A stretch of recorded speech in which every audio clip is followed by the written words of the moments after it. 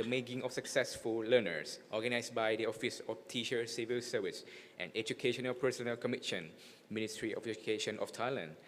Also, greetings to our online participants who are watching us via live streaming on Thai PBS and OTEPC with the English interpretation, and EduZone and Starfish Lab in Thai version, both on Facebook and YouTube platform. So before we start our program, I would like to briefly inform everyone about our agenda today. The forum will begin with the opening ceremony, and today we honor to have a presence of Her Excellency Trinut Tiantong, Minister of Education of Thailand, to preside over the opening ceremony. And the next session will be a keynote address by Professor Chant Lee, the Dean of Extension College from Seoul National University, Republic of Korea, and followed by a research report on a policy implementation evaluation of the academic standing system with a performance agreement for government teachers and educational personnel by Dr. Ponglikit Petpon, Chief Researcher. And after a presentation of Dr. Ponglikit, there will be a 15-minute break at the foyer in front of a meeting hall. And after that, there will be a panel discussion on performance appraisal under the topic of how to evaluate teachers' performance in the digital era and what are the expected student learning outcomes. And then lunch at Aswin Grand Volume B. And after lunch, for the afternoon session, we will continue with a video presentation of guest speaker, Professor Thomas Mers, a Vice President Education from IST University of Germany, to present on a topic of e-didactics and student learning outcomes. And after our guest speaker, there will be a presentation on how to teach as a professional teacher in the digital era to increase student learning outcome. And today we have 7 presenters with us. And then the closing ceremony afterwards. So we will start the program at 9.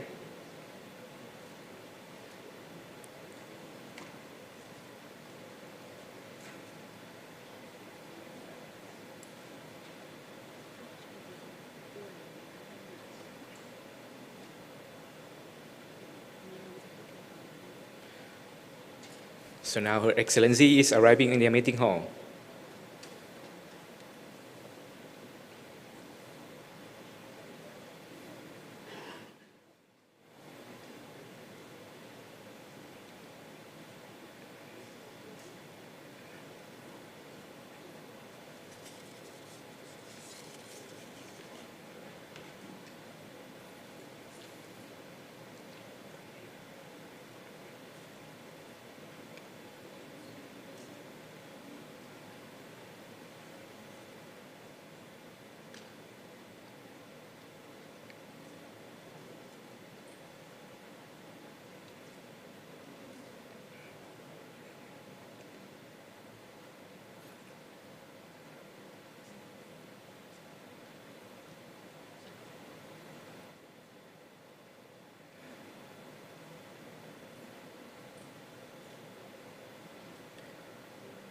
So everyone, before we start the opening program, we would like to present a video briefer about the International Forum background.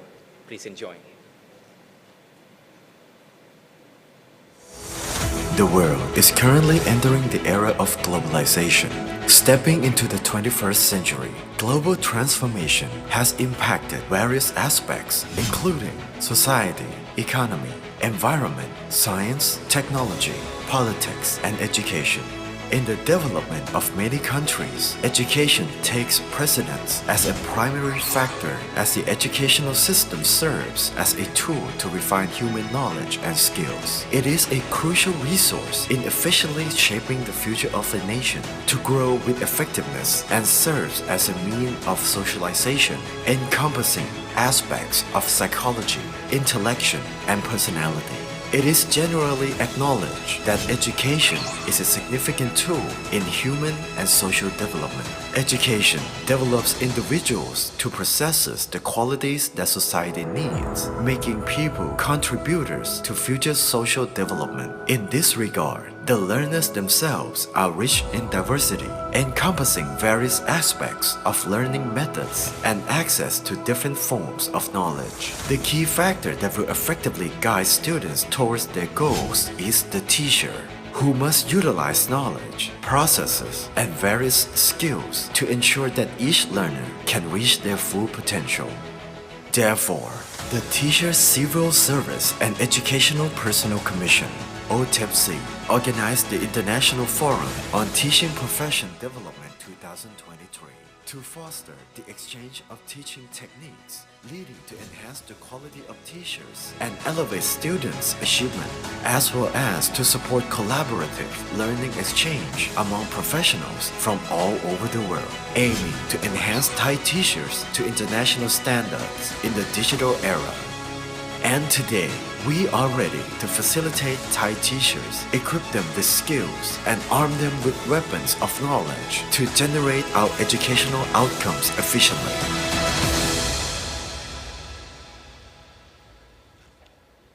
Thank you very much. So now we proceed to the opening ceremony. Excellency, distinguished speakers and participants, honorable guests, ladies and gentlemen, good morning. I am Thanapol Kantavichai, a program officer from CMEOSEPS, and I am your host for today's opening ceremony. We have the honor to have a present of Excellency Trinut Tiantong, Minister of Education of Thailand, to join us at the opening session. So we will start with a welcome address from Associate Professor Prawit Erawan, Secretary General of the Office of Teacher Civil Service and Educational Personnel Commission, Ministry of Education of Thailand, and followed by the opening statement of Excellency Trinut Tiantong. So, ladies and gentlemen, at this point, please join me in welcoming Professor Prawit Erawan for the welcome address.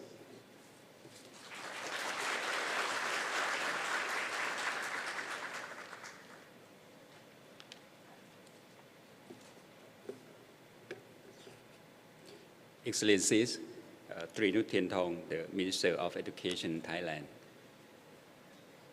Distinguished guests from international educator and teachers. I would like to give you a warm welcome to the International Forum on Teaching Profession Development 2023. It is an honor to have all of you here in this forum. As we recognize that the teacher play an important role in shaping the future of our world, their teaching performance has a significant impact on student learning outcomes. For in Thailand, Performance Appraisal or PA as a big tool that OTEPs used to assess the teacher performance. Now we have the teachers, around 40,000 who come to access the DPA system in this year. We found that it's also helped the teachers to identify their strength and weakness for improvement and providing clear guidance for self-development and helping them utilize to the result of their classroom improvement to benefit teaching and student learning outcomes. In this forum, we have reading experts from the 9 countries, such as Netherlands, Germany, New Zealand, Korea, Japan, Philippines, Laos, and Vietnam. We have the educators and teachers allow Thailand to join with us. And we have the policy maker from the Ministry of Education and the researcher from the many university. Everyone who are passionate about the education and are committed to nurturing a culture of excellence in teachings. Today we aim to share innovative ideas about the teaching technique, best practice of classroom management, and insights on teacher performance appraisal methodologies in order to enhance the quality of education globally and empower our teachers to reach their fullest potentials. We will gather an atmosphere of collaborations fostering new opportunities for the growth and development in teachers' professions. I would like to extend my gratitude to all speakers, panelists, presenters, and attendees who have contributed their time and expertise to make this forum happen. Your presence and involvement in this forum reflects your commitment to the better and brighter future of education. Once again, welcome to the International Forum on Teaching Profession Development with topic Teacher Performance Appraisal and Teaching Quality Development, the making of successful learners. Finally, I would like to extend my appreciation to Excellence Tien Thong for joining us to preside over the opening ceremony. Thank you very much.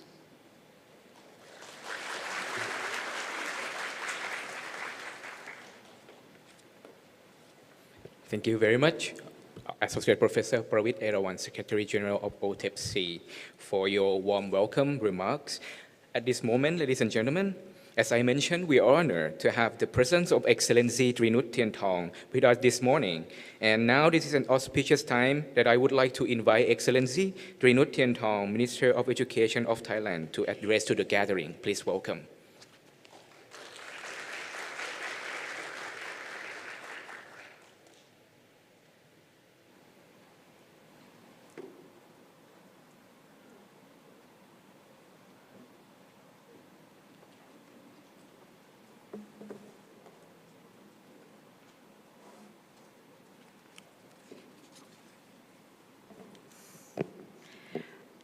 Distinguished speaker, educator, teacher, ladies and gentlemen, it's given me a great pleasure to be here today at the International Forum on Teaching Professional Development 2023. We gather here today because we believe that teachers are the key mechanism to move our education system. The topic that we will discuss today is very dear to my heart, that I believe that the teacher play a crucial role in shaping the future of our learner. The quality of education that our children receive has a profound impact on their life. It determines their chance of success in school, in the workforce, and in life. That is why it's so important that we have high-quality teachers who are committed to provide our children with the best possible education. The challenge of evaluation has caught attention of the policymaker in Thailand. In the past, traditional evaluation system consumed a lot of paper documentation and also time-consuming. This challenges us to develop new way to evaluate our learner milestone to maximize the use of digital platform to reduce non-teaching workloads. The traditional appraisal system has been transformed to the digital performance appraisal system, or we call DPA, which enable teachers to focus more on their performance in the classroom. Investing in teachers, DPA is a core approach committed by the Ministry of Education of Thailand, and it is focused on performance of agreement between teachers and school directors. This provides opportunity for recognize the contributions of teachers, encourage them to share the best practice, learn from each other experiences, and collective increase standard of education that we provide in the student. By embracing this process digitally, over 40,000 from 400 teachers nationwide has been engaged to the DPA since 2021. 85% of the teachers who receive continuously professional development and become the forefront of educational excellence has been promoted through the DPA. Ladies and gentlemen, I believe that this forum is an important step of our journey to make our school a place where the teachers are supported, acknowledged, and inspired. By pooling our resources, knowledge, and expertise, that we enhance teacher performance, build a strong support system for our teachers, and provide them with the necessary tools to promote and to improve students' learning outcome. And in this spirit of making meaningful difference in our education sector, I wish you successful and rewarding forum. Once again, thank you very much, and I'm looking forward to seeing the result of this forum for upcoming day. Thank you very much. Thank you very much, Excellency, for your wonderful and inspiring opening statement. Could you please remain on the stage for the photo session? So may I invite our delegations and speakers and honorable guests for the photo session. The first group will be included Excellency and Professor Brawit, Mr. Vichai Chitwiman, and Professor Jirap Prapha, and Professor Chanita, Professor Sean Lee, Dr. Pong Likit, Professor Isoda, Professor Maitri, Dr. Morris, Mr. Ian, and our moderator, Professor Dr. Thirapat Kulopat. Please join for the first group.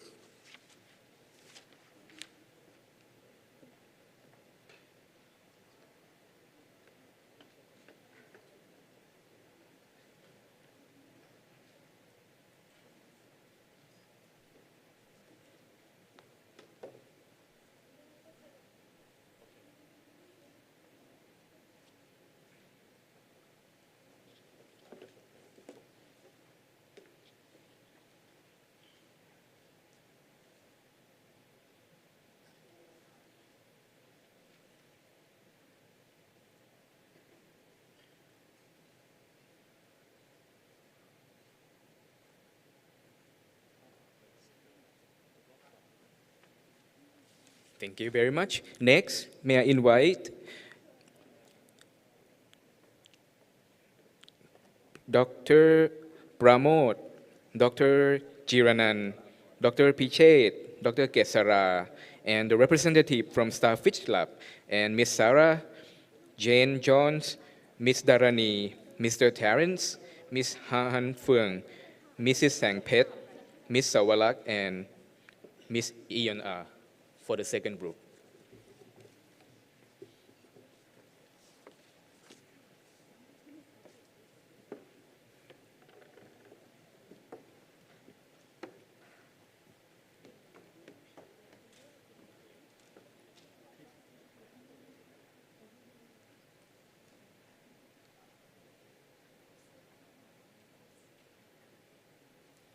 Could you please come closer?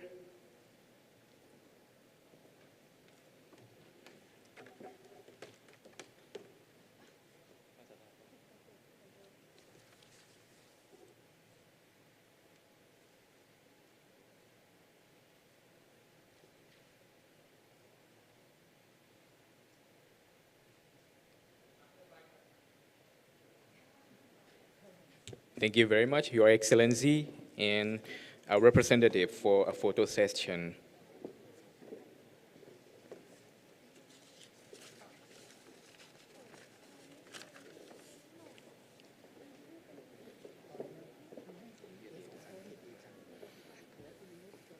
So the next session will be a keynote address from our keynote speaker. He is a specialist in teaching, consulting, and conducting research in the field of human resource development from Seoul National University, Republic of Korea. So now, ladies and gentlemen, without further ado, please welcome Professor Chan Lee on the stage to deliver a keynote address. Please welcome.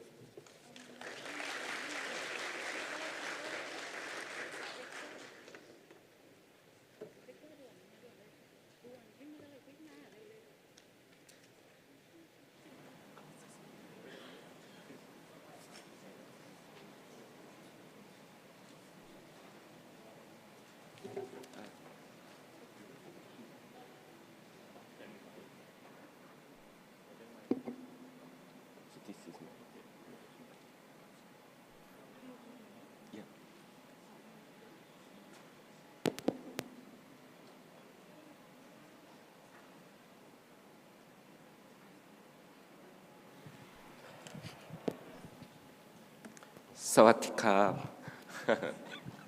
This is Chanli from Seoul, Korea. It is just such an honor to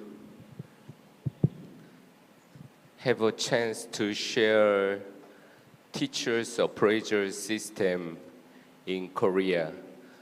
How many teachers do we have today here? Could you raise your hands? Okay. That's good. We have many teachers. I believe your students will love this forum. In Korea, when teachers have a business trip, students say that's a Children's Day because you are here. I'm teaching at university on performance management last 17 years at Seoul National University. Before I joining academia, I also work on performance management in private sector like LG Electronics. So I've been performance evaluation both in private sector and education fields. So I will share the difference of evaluation purpose in two different industries. We have mainly three topics today: teacher appraisal system, and also self-assessment system for teachers in Korea and implications. Teacher appraisal system in Korea.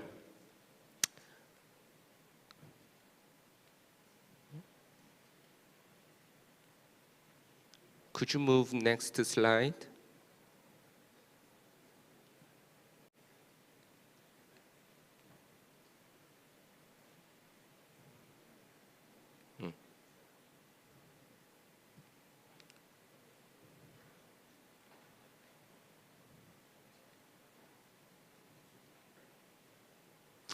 Each country has their own teacher evaluation system. For example, USA, to improve public education system, they work on teachers' competence development. In England, British case, based on the result of teacher appraisal result, they directly link financial incentive to teachers.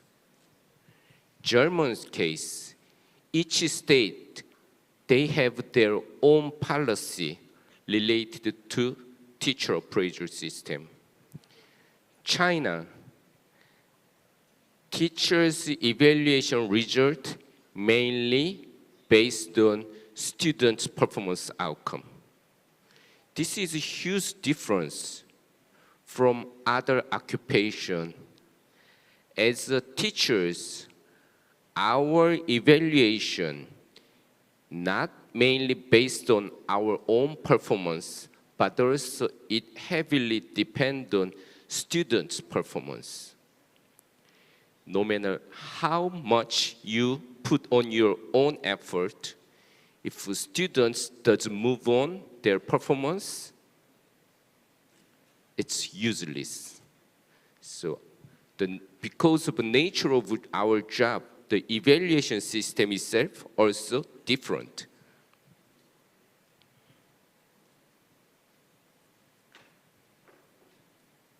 I think the computer have a jet lag. It takes some time to move to the next slide. Could you move on next slide? Yeah.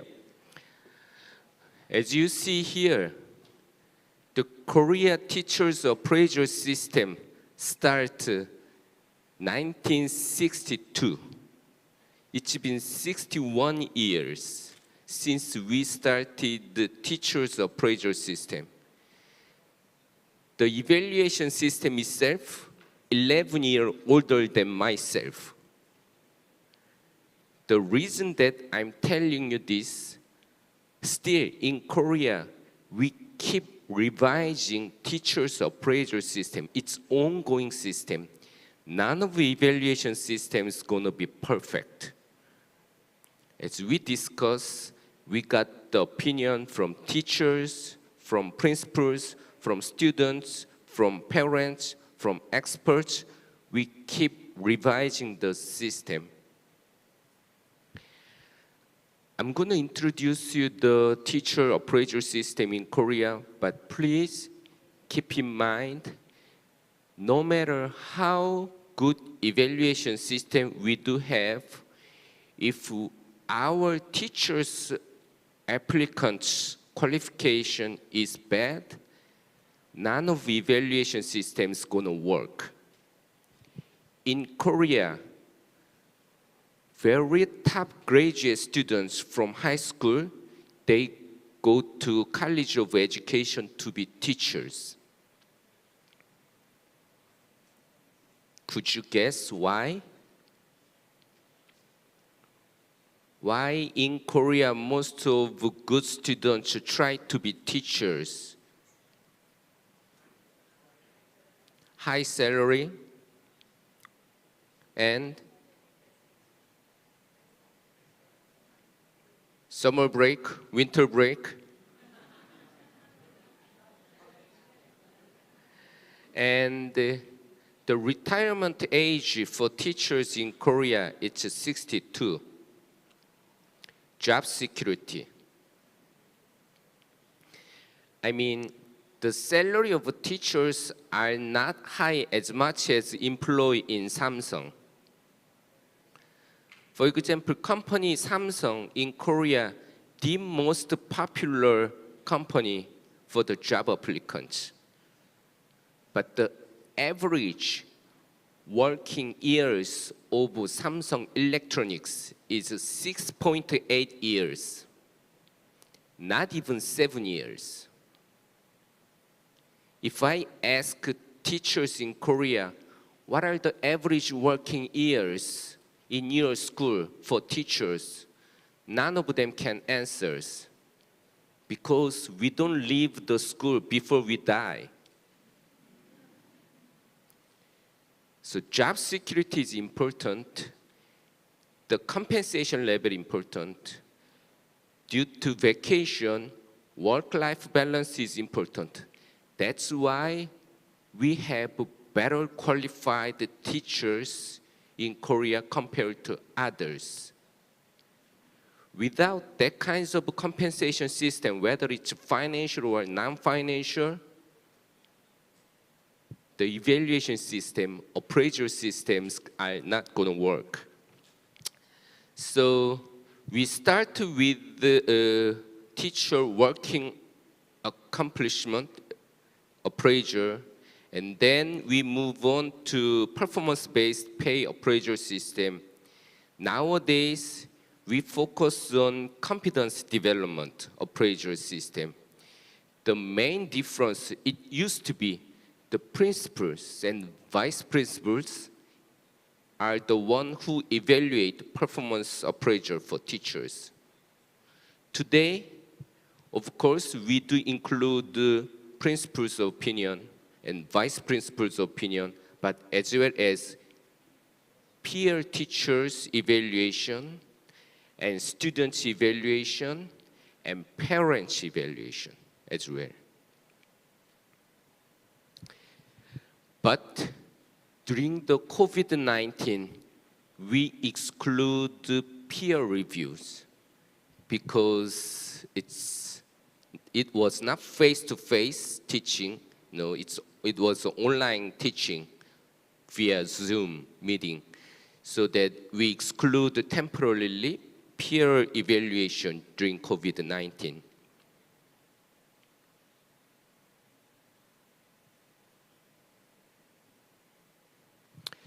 There is a couple of evaluation criteria, but keep in mind that when we include the students' opinion and parents' opinion, that's basically satisfaction level, right? Students may prefer easygoing teachers, but that does not guarantee that teachers perform better than others. Meanwhile, most Korean parents prefer strict teachers. So if you see the evaluation result between teachers and also parents and students, it's not aligned. So that we do have object evaluation criteria.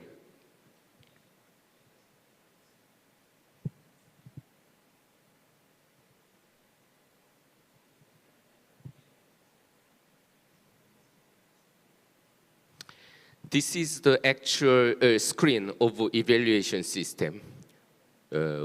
We access parents and students also get the link during the evaluation period, and they can access from home to evaluate teachers' performance. The downside of that, teachers do not know who evaluate them. And there's some nasty comment sometimes for teachers. It's hard to accept them. It hurts their heart.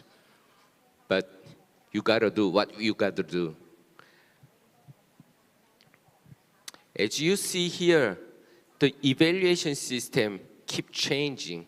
We are keep moving forward, but basically we try to gather different perspective from each school stakeholders.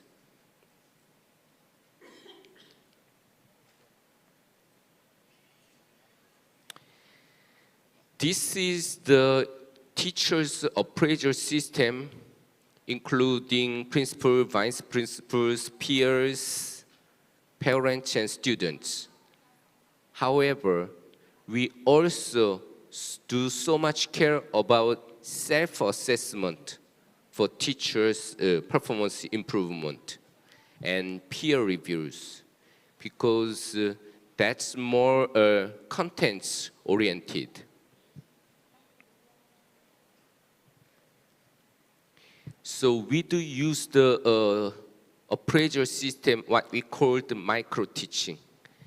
Because the nature of our job, professors, teachers, we are the one who normally evaluate others. We are not familiar to get evaluated, right? Is there any teachers who prefer to be evaluated? So instead of evaluating from others and provide feedback to them, we provide them chance to do the self-assessment. We recording their teaching in the classroom, and we provide the actual film based on that. That's what we call micro-teaching. I will show you one of the example. We set the 4 camera in the classroom and conducted the micro-teaching to provide a chance for the self-assessment.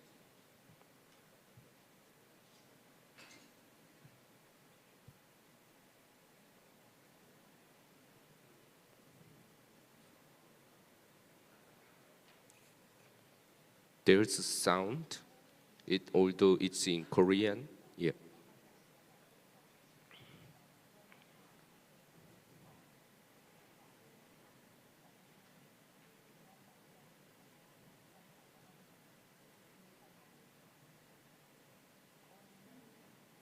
She's a good teacher, but she's very strict. So she can increase the students' score. But the way she feedback to students was very strict before micro-teaching. Like this. She's yelling at to students.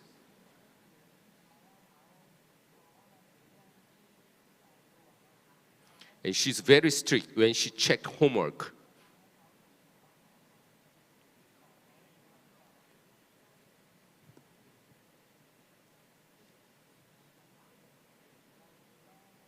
she was surprised to see that how she was strict.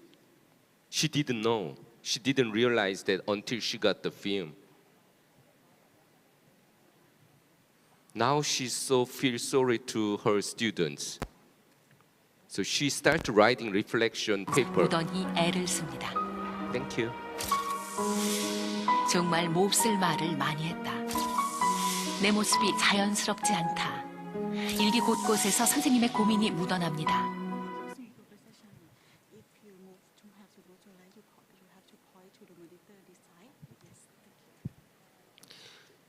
So they want me to close here, okay? Oh, it's better. So that's the micro teaching, and we have a session for debriefing of micro teaching. Evaluation itself, appraisal system itself, unless we have an actual coaching session, that's not going to help for improving teachers' competence. So we do have a reflection session together with the 아이들과의 관계입니다. 근데 관계 별로 좋지 않아요. 매일매일 수업에 쫓겨 아이들과 멀어져 버린 자신의 모습이 떠오릅니다. This is after micro teaching. 이제는 수업 중 오고 가는 대화 속에 아이들에 대한 애정과 존중이 가득합니다. 하라고 얘기해도 될까요? 고마워 주영아. 이거 누가 얘기했지?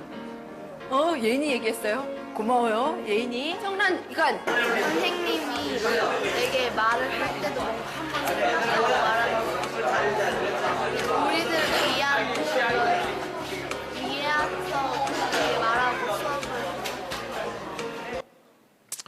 So students' feedback also changed after micro teaching. Providing feedback for teachers based on the appraisal system is important, but what's more important is accepting, understanding the feedback from teachers' side. If we focus only evaluation and providing the result itself, we may lose the purpose of a teacher's appraisal system. So we need to focus on follow-up activity, how we can provide a reflection session for teachers to improve result. So sometimes we have only peer review session. Some of the class doesn't work as we planned, but that's okay. That's the real class setting. So this is the real world setting from peer review session.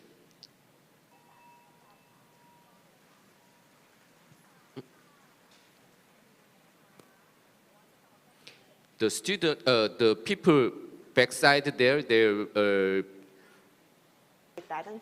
peers, teachers. 그런데 우리가 알고 있는 수업 공개와 좀 다른 모습이죠.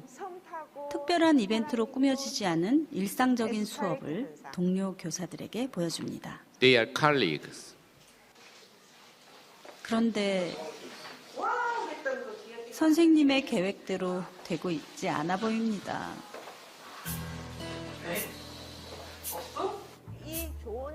아이들의 반응도 영 신통치 않은 것 같죠? 계속되는 질문에도 좀처럼 입을 열지 않는데요. 모둠 토론이 시작됐습니다. 그런데 모둠 활동을 하자마자 아이들의 태도가 확 달라집니다. 굳게 닫았던 입을 열고 솔직하게 자신의 의견을 이야기하는데요. 수업 공개가 끝나고 선생님들이 한자리에 모였습니다. Reflection time from peer teachers. 큰 박수 치고. 오늘 수업에서 느낀 것들을 함께 공유하는 시간. 전에 우리 그 수업 계획할 때 한번 참관한 선생님들은 각자 관찰한 아이들의 반응을 바탕으로 수업이 잘 된 부분, 또 놓친 부분들을 짚어줍니다. 동료 교사들에게 자신의 수업을 공개한다는 것은 쉽지 않은 일이겠죠. 하지만 수업 혁신의 동력은 함께 한다는 것이었고 그 핵심은 수업 공개였습니다. So during the peer review session, do not always expect sharing best practice. If you do that, what's going to happen for the session is there's a scenario. Teacher assigns students, you ask first question, second question you, and third question you.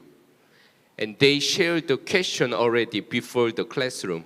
So students know what they are supposed to do. That's not the classroom. That's playing.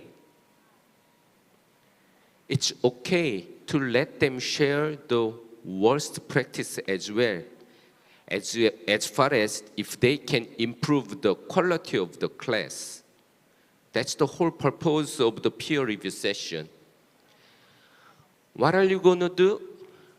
Okay, we do have ongoing changing appraisal system. And we also try to improve competence. At Seoul National University, we have a teacher training center. Most teachers attend the session during the summer break and winter break. They spend most of their summer break, winter break at the teacher training center. The result of training reflect on their promotion.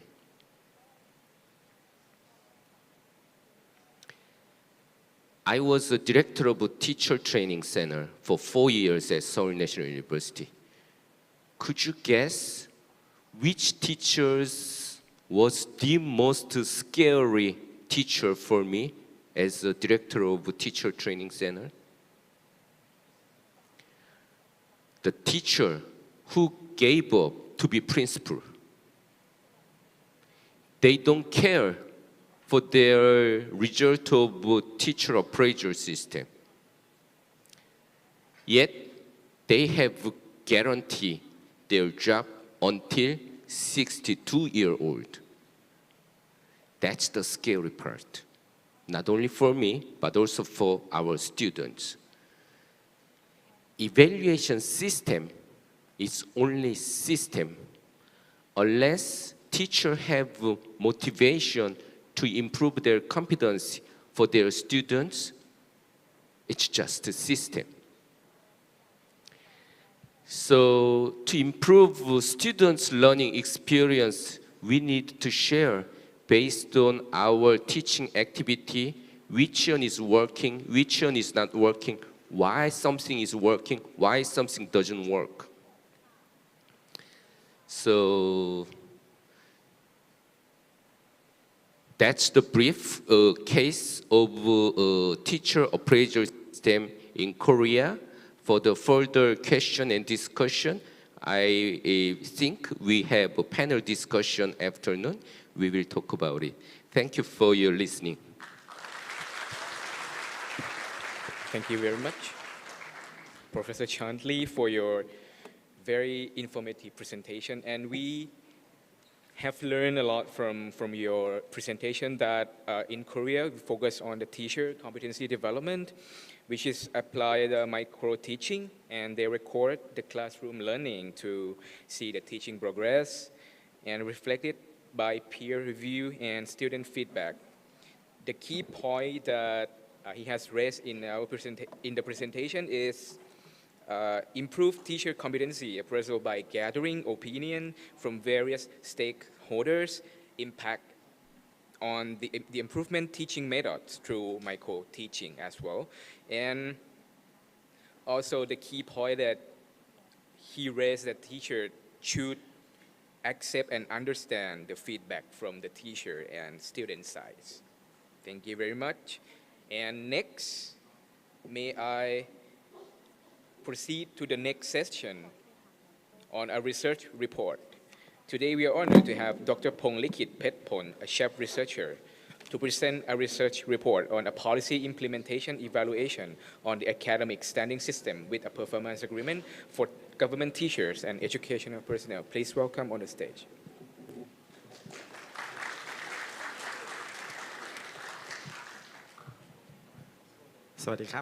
Good morning, ladies and gentlemen. First, I have to say thank you very much for coming for the International Forum today. And I'm very excited to, today we have a preliminary report about the topic policy, implementation, evaluation of the academic standing system with performance agreements, or we stand for WAR-PA, for government teachers and educational personnel.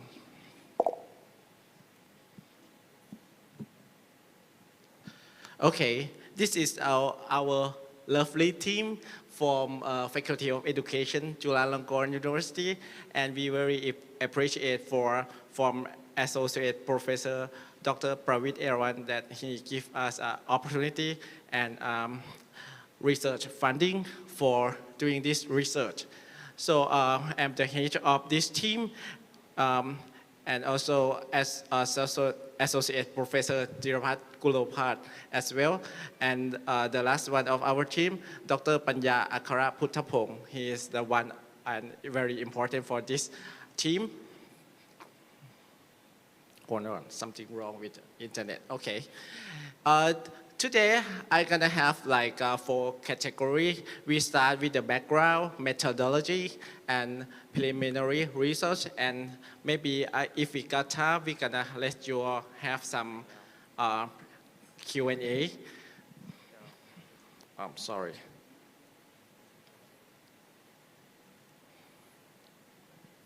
Does it work? Okay. Let's see for the background about the WAR-PA framework. As you see on the screen, we have the expect for performance. We start with the apply and adapt for the teacher that we're looking for how the teacher working in the school they're gonna apply or adapt for the learners. And then we expect that they can solve the problem. And also, they have to have the originate improve by themselves and or the surrounding in the school. And also, they can be able to invent and transform and create an impact for the learners. Let's see for the first thing, we start with the practitioner, or we call ระดับปฏิบัติการ or we start with the beginning and move to the professional, senior professional, and expert. And the last one, we expect that they can be the senior expert and gonna have a lot of impact for the student. If you see the WAR-PA procedure, we start, actually this procedure start about like the 1st of October 2021. That means there are from now like 3 years already. So the level of maintenance, the teacher should be like annual appraisals, like 3 years. So manually in every year that they have to be catch up with the level of maintenance. Also the performance agreement, the kind of routine work. So the OTEPC, the position standard and workload, they have some evaluation criteria that when teacher doing some routine work in the school, but how that OTEPC know? So we design the system that the teacher can conclude their routine work to like a video clip or whatever, like evidence-based to us, and then we can evaluate and we can know that what they do in every day. So the challenging issue is the one factor that is important. Another side that you're gonna see the level of promotion with the first possible submission. They start on 1st of October 2022. That means 2 years already, and start from the 1st of 2021. And some of them, they already have passed the level of promotion for this system evaluation. This is how the system they look like for the online system. That if the teacher teaching in the school and they want to improve or they want to submit what they're doing in the school to the OTEPC, they can go in that website and the system gonna be look like this.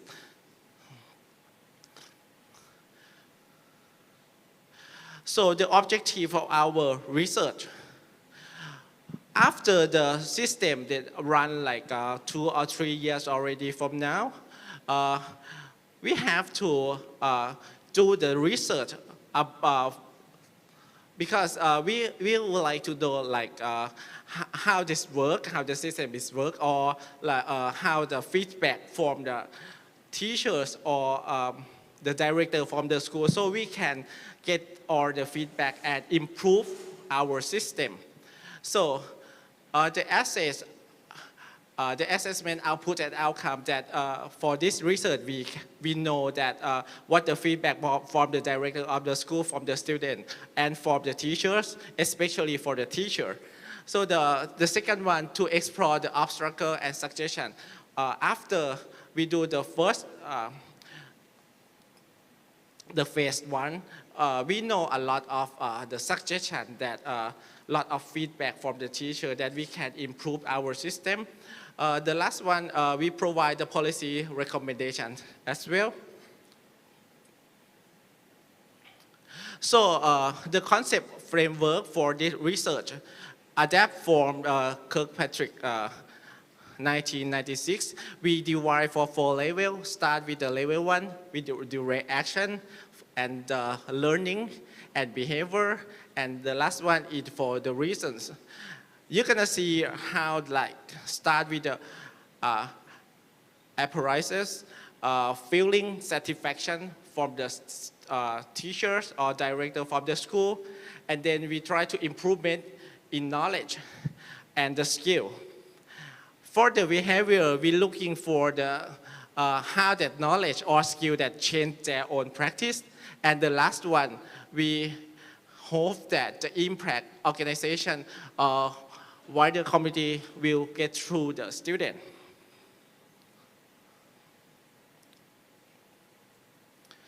Okay, this population for this the first phase for the research. The population sample start with the Office of Basic Education. We got a sampling of 384 for the first phase. It's come from the 31,732, and also the vocational education from 384. They come from 915. So we designed the explanatory mixed method design for this research, and we divide to the survey research and interview focus group, and also the connoisseurship. And as you see for the 3 steps, especially the first one, we try to check like all the teacher with the quantity research. And also we start to interview and focus group some of teacher and director as well for the quality. And maybe next month, the last one will be begin with the 3rd phase so far.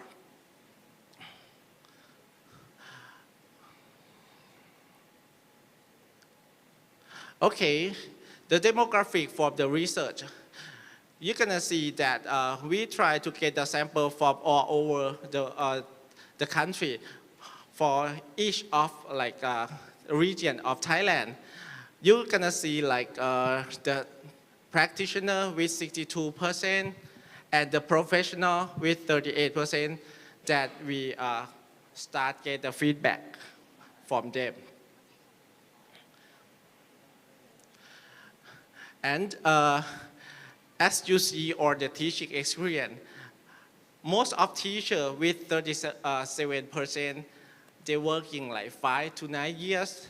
And some of them like working for almost 24 years, they have like 4%.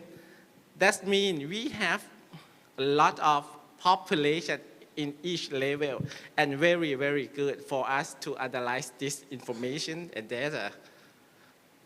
And you're gonna see on the last one. Hold on.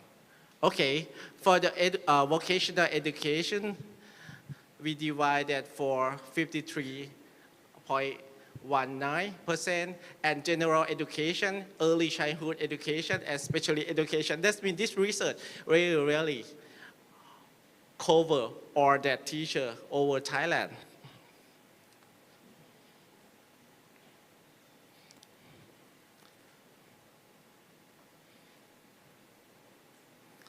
Okay, the reaction feeling satisfaction for the level 1. You're gonna see that after our team analyzed this project, we found that a lot of teachers really happy and agree with 49.7% with this system. And also they strongly agree with this system, 35.2%, because they believe that this system is the one part of they can improve themselves with in the career path of teacher and director. But anyway, after they use the system, they have some feedback or suggestion for our team. You're gonna see the relevance of their real practice. The mean is gonna be 4.35, and helpful for their professional growth mean about 4.44. And the last one received their leader support for WARP PA 4.35. That means most of teachers are very satisfied for this project. For the level 2, the learning knowledge skill improvement, you're gonna see for the advice that appear on WARP PA for the same academic standing. The mean show that 4.24 and very relate to the new knowledge skill via WARP PA regulation and procedure. And most of people, they are agree with 61.1%. Okay, for this slide, we show that the behavior level that change on practice, you will see the 56.8%, they are agree with this system that they believe the WARP PA can help them to improve about the teaching process and get through the impact for the learner.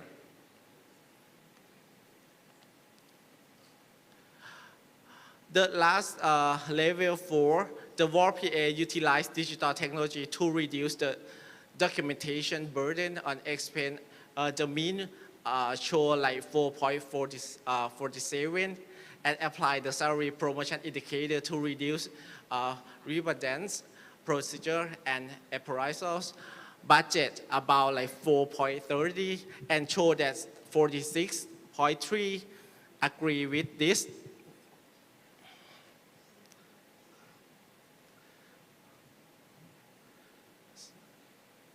Sorry.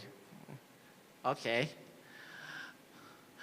After we summarize and analyze for the phase 1 project, we found that the appraisers obstacle their feedback to us, and for the OTEPC that they would like the OTEPC to improve about the DPA system, because some of systems, sometimes with the internet process or with the committee for the evaluator, sometimes the system feedback are quite slow for them. So they think they need that faster for the feedback.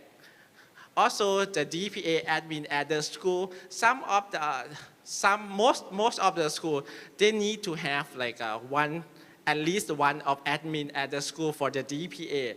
But for the big school, they have no problem. But for the small school or not in Bangkok, something like that. They have like not enough for the admin at the school, or admin at the school work a lot of like stuff for many teachers. So is it possible to increase the knowledge and increase the some administrator for at the school about the DPA system? Also the district support. The district support is the one important for the obstacle, because it's a kind of like the gateway for when you submit the proposal to OTEPC.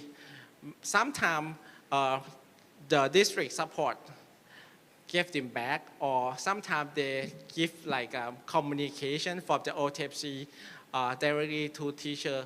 Like sometimes like they have like a gap communication, or they have some problem with the communication. So make sure that the teacher and some of the directors said, make sure that the district support faster and on time. And sometimes they need some, it's possible they can have a training for the teacher. So the appraiser feedback, they say the lack of communication, as I said before, and also the school context understanding. This is the most important factor, because some of teachers are very clear understanding, but some of teachers they don't even know how to submit for the WPA system. So they ask for the suggestion that is it possible if the OTEPC can like set up for the first beginning training for all the teachers, so they can be able to understanding for the system. And the duration, they say that waiting for the appraisal nomination is quite long. So is it possible if we can like get it faster? And the last one is needs to learn from YouTube and classroom instructor recording. This is the one factor that the researcher found that the YouTube tool is the important tool for them, but some of teachers need to learn about how to use the system from the YouTube. So they think it's quite hard because nobody like explain to them directly one by one.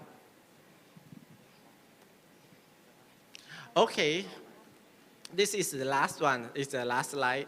After the first phase one that our research team, we conclude that the strength for the system, that the first one is the communication about the criteria and assessment method completely and clearly.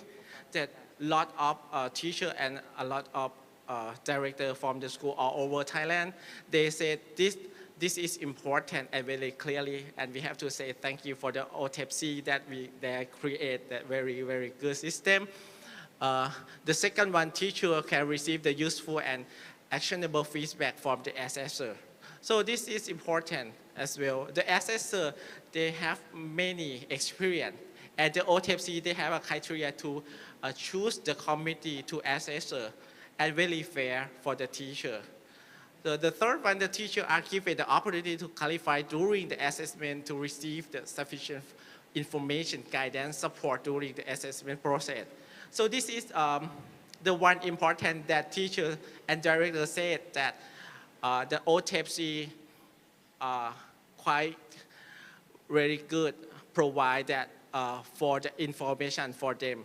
But eventually they need more, some of people to coach them directly one by one, something like that. So the first one, this system is quite convenient working system. More quickly filling document.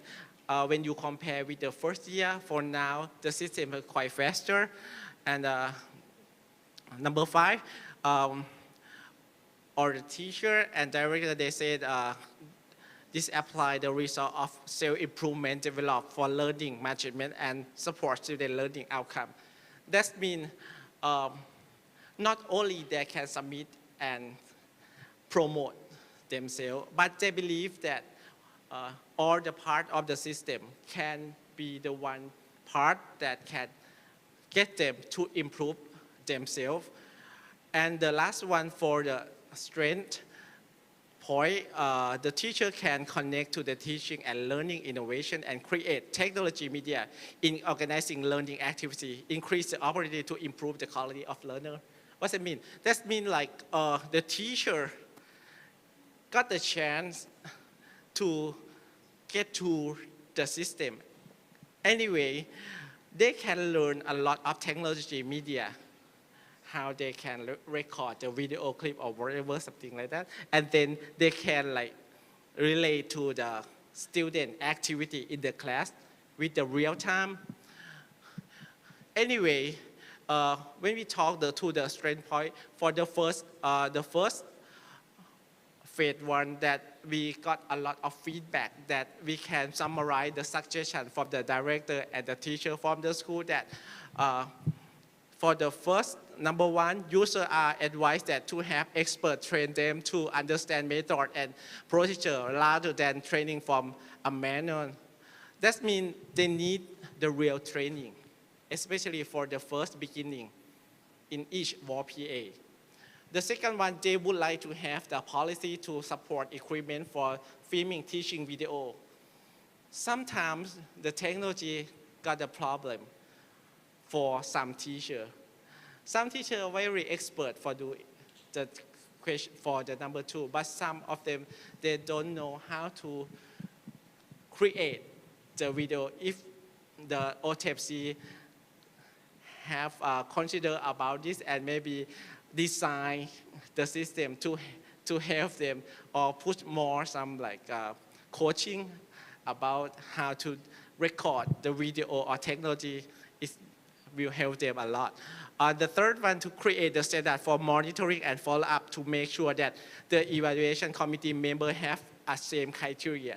And they would like to have the committee to evaluate the actual site as well. So sometimes the evaluator, they are evaluate an assessment in the office or from the document. So a lot of teachers, they ask that, is that possible if they come to school and then they go to on-site in the school and evaluate? But I think this is going to be used a lot of time for this, but maybe it's a one point that we can decide for the future. And some of them said, some committee that is that possible, they can show the criteria for all the teachers, because some of them get approved fast, some of them get approved too slow, some of them have to reject. So some of the rejection reason, they said that it's not fair, or I don't know what's going on for my proposal or something. For the last one, the teacher should have the right to fill the system yourself and for accuracy and can fix the problem immediately. So that means they need to wait for the admin from the school to help them. Is that possible for the OTEPC can create the way for the teacher to connect and feedback right immediately for the system? So it is all for the first phase for our research team. Thank you very much. So if you have any question, anyone have any one or two questions? Okay. Okay, I'm gonna have like time after break, and if you have any question, you may directly ask for our team, Dr. Thirapat and Dr. Panya as well. Thank you very much. Thank you very much, Dr. Ponglikit Petpon, for your informative presentation. So regarding the presentation, we found that the PA system helps teachers to improve classroom activity by performance agreement, which school directors will assess the teacher performance through student learning outcome in each semester. And to apply the PA system, we also conduct the research to improve a better system for PA. And regarding the research report, we found that over 80% agree and happy with the system in the promotion of their career path. The system also help our teachers who apply to the system to improve their knowledge and skills in teaching profession. However, there are some suggestions for the process, such as communication and school context understanding, but we still improve for a better system to ensure that the system will support our teacher to reach their full potential.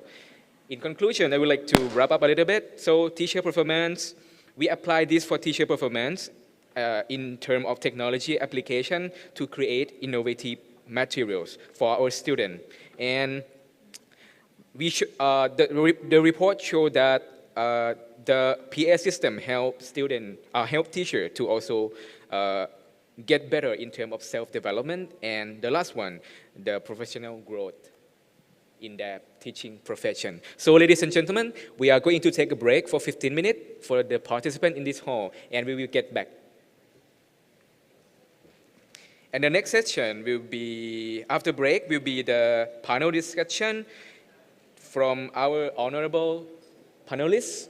Today we have 5 panelists, which is Professor Chan Lee, Professor Masami Isoda, Professor Maitri Inprasit, Professor Morris Kuipers, and Mr. Ian Willem. So please enjoy your break. For our online participants, you may see this morning, we are given the honor by the Ministry of Education of Thailand to preside over the opening ceremony. And ladies and gentlemen, to move forward a successful development of student learning outcomes and to achieve the goals of teaching performance, we proudly present the video on transforming Thailand's learning paradigm through instructional approaches aligned with the 8 performance indicators. So now please enjoy the video.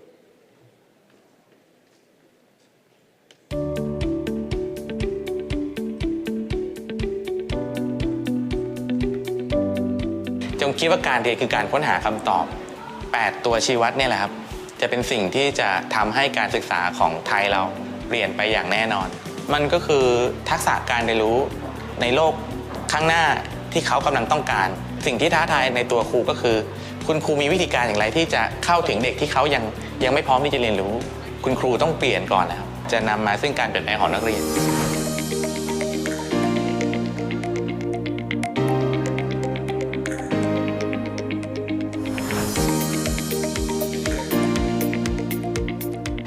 พื้นที่บริบทของโรงเรียนวัดปังกะสีอำเภอทองภูมิเนี่ยจะมีความแตกต่างมีความหลากหลายทางชาติพันธุ์นั่นคือกะเหรี่ยงมอญพม่าเราจะต้องปรับและเราก็ต้องเปลี่ยนหลายๆอย่างปรับตัวเราให้เข้ากับบริบทไม่ว่าจะเป็นเรื่องของแนวความคิดความเชื่อนะครับแล้วก็ศิลปะวัฒนธรรมประเพณีต่างๆที่นี่เขาทำกันอยู่แล้วซึ่งเราไม่รู้จักเมื่อไม่รู้จักแล้วผมก็ต้องทำความรู้จักจากการพูดคุยกับชาวบ้านชุมชนปังกะสีเนี่ยมีอะไรดีเยอะแยะมากมายเลยเราต้องทำอะไรสักอย่างแล้วในฐานะที่เราเป็นครูสังคมแล้วก็ครูประวัติศาสตร์ด้วยและเราได้อยู่ใกล้ชิดกับนักคติชนวิทยาเยอะแยะมากมายเนี่ยเราควรที่จะเอาสิ่งเหล่านี้บันทึกหรือถ่ายทอดทำอย่างไรก็ได้ที่จะให้เรื่องราวเหล่านี้ถูกตีแผ่แล้วก็สร้างการรับรู้ให้กับชุมชนนักเรียนให้ได้มากที่สุดครับและครูเจมีหน้าที่ในการนำสารเหล่านี้ลงสู่ผู้เรียนลงสู่เยาวชนด้วยวิธีการใหม่ๆมีการนำเทคโนโลยีเข้ามามีการใช้เทคนิควิธีการโค้ด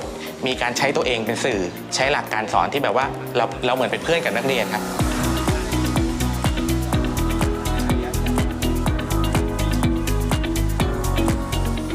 พอเราอ่านเกณฑ์ PA เนี่ยเรารู้สึกว่ามันตอบโจทย์แล้วมันตรงกับสิ่งที่เรากำลังกระทำอยู่และเราก็คิดว่าสิ่งที่เราทำเนี่ยโลกในอนาคตก็กำลังต้องการอยู่เช่นเดียวกันแล้วก็นำเรื่องนี้มาเป็นประเด็นท้าทายกับผู้อำนวยการด้วยประเด็นท้าทายเนี่ยเป็นสิ่งที่ดีมากเลยนะมันทำให้ครูผู้สอนเนี่ยได้อยู่กับนักเรียนมากยิ่งขึ้นแล้วก็โฟกัสแล้วก็เน้นไปที่ชั้นเรียนห้องเรียนมากยิ่งขึ้นยังสามารถช่วยเสริมสร้างปฏิสัมพันธ์ให้ระหว่างครูผู้บริหารชุมชนนักเรียนให้ร้อยรัดกันการที่ครูเจสร้างนวัตกรรม Booklet for Active Learning 2 มาเนี่ยนะครับมันแบ่งอย่างนี้ครับบุ๊กเลตก็คือชุดกิจกรรมที่รวมเอาใบงานกิจกรรมหลายๆใบหลายๆกิจกรรมมารวมไว้ใน1 เล่มเดียวกันนะครับส่วน for active learning เนี่ยก็คือเราเอาเรื่องของกระบวนการ active learning หรือการจัดการเรียนรู้เชิงรุกเนี่ยใส่เข้าไปในเล่มนี้เอากระบวนการใส่เข้าไปอีกอันนึงก็คือการจัดการเรียนรู้ 4L L ในที่นี้ก็คือ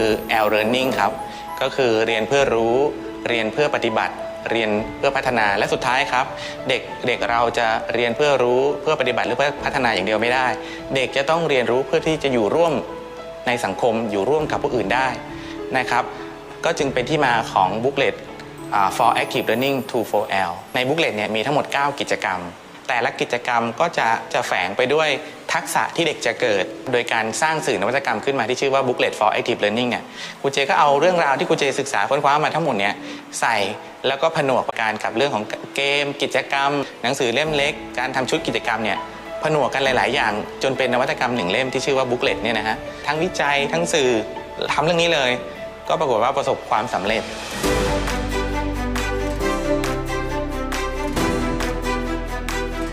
โดยปกติแล้วเวลาที่เราจัดการเรียนการสอนเนี่ยเราก็จะรู้อยู่แล้วแหละว่ามันต้องมีขั้นนำขั้นสอนขั้นสรุปในแผนการสอนของครูเจเนี่ยครูเจใช้กระบวนการของ PKS 3L ตัวแรกก็คือในเรื่องของการระดมสมองก่อนพูดคุยทักทายสร้างความคุ้นเคยกันก่อนคุณครูก็จะยื่นประเด็นให้กับนักเรียนก่อนเพราะนักเรียนก็ช่วยกันคิดคุณครูต้องเห็นคุณค่าในความคิดและคำตอบของนักเรียนด้วยนะไม่ใช่ว่าเด็กตอบแต่ครูไม่สนใจเลยนักเรียนก็จะไม่อยากตอบและขั้นต่อไปก็คือขั้นในเรื่องของกระตุ้นความคิดจากนั้นเราก็ชวนเด็กทำกิจกรรมพอเด็กทำกิจกรรมอยู่เนี่ยเราควรจะมีการโค้ชเข้าไปดูแลเขาจากนั้นเราลองมาทดสอบเราลองมาประเมินซิว่านักเรียนเขาเนี่ยมีกระบวนการอย่างไรบ้างโดยการให้เขาออกมานำเสนอควรที่จะมีการ1ต้องชื่นชมก่อนชื่นชมขอบคุณให้กำลังใจเขาจะได้มีความมั่นใจคุณครูควรที่จะคอมเมนต์นักเรียนต้องเป็นการคอมเมนต์เชิงบวกก่อนผลจากการกระทำในการสอน Active Learning เนี่ยมันไม่ได้ส่งผลต่อนักเรียนอย่างเดียวยังส่งผลไปยังชุมชนก็ได้รับรู้ประวัติความเป็นมาของหมู่บ้านตนเองผมมองว่าการศึกษาไทยเปลี่ยนแน่นอนนักเรียนที่เราสอนเมื่อเขามีทักษะแล้วเนี่ยเขาก็จะไปเปลี่ยนโลกในภายภาคหน้าซึ่งการเปลี่ยนแปลงมันอาจจะยังไม่เห็นภายในวัน2วันแต่เชื่อเถอะครับว่ามันมีการเปลี่ยนแปลงแน่นอนและต้องเป็นการเปลี่ยนแปลงในทางที่ดียิ่งขึ้น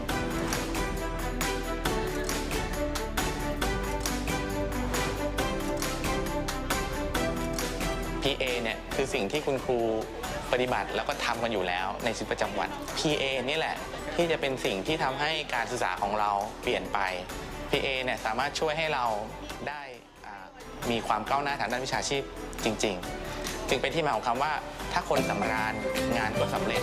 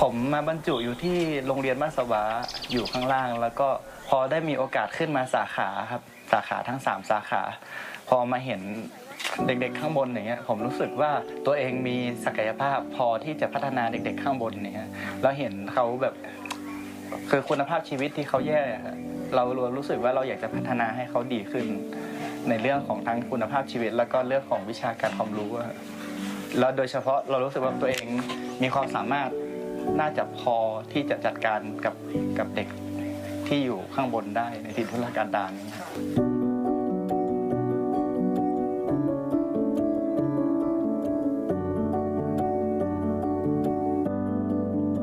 ทุกสิ่งเริ่มจากศูนย์หมดเลยฮะเด็กข้างล่างเขามีโอกาสเยอะโอกาสที่ได้เจอครูหลายๆคนโอกาสที่ได้เจอคุณครูที่ตรงสายที่มาสอนเนี่ยฮะแต่ว่าเด็กข้างบนน่ะเจอเพียงครูแค่คนเดียวอย่างเงี้ย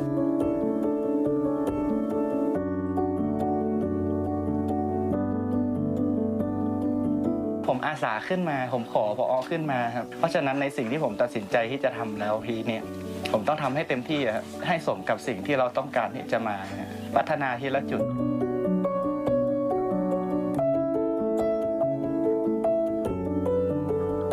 1 วันของผมอยู่กับโรงเรียนอยู่กับเด็กพักอยู่ที่นี่จัดการระบบทุกอย่างที่นี่เพียงคนเดียวหมดเลยฮะผมขอเวลาให้ตัวเองแค่30 นาทีในเวลาที่นั่งพักให้มันหายเหนื่อยฮะแล้วก็กระทำใหม่ใบไม้แห้งเหรอสีแดงครับนี่สำหรับอะไรกลัวเลยก็มาเขียนที่กลัวด้วยเริ่มต้นอ่ะตอนเริ่มต้นผมเหนื่อยแบบเหนื่อยมากแต่ว่ารู้ว่าอยากทำอ่ะอยากทำแล้วก็ต้องทำให้ได้แต่พอมาถึงจุดหนึ่งที่เห็นการเปลี่ยนแปลงของเด็กๆฮะเราเริ่มรู้สึกว่าเรามีความหวังฮะ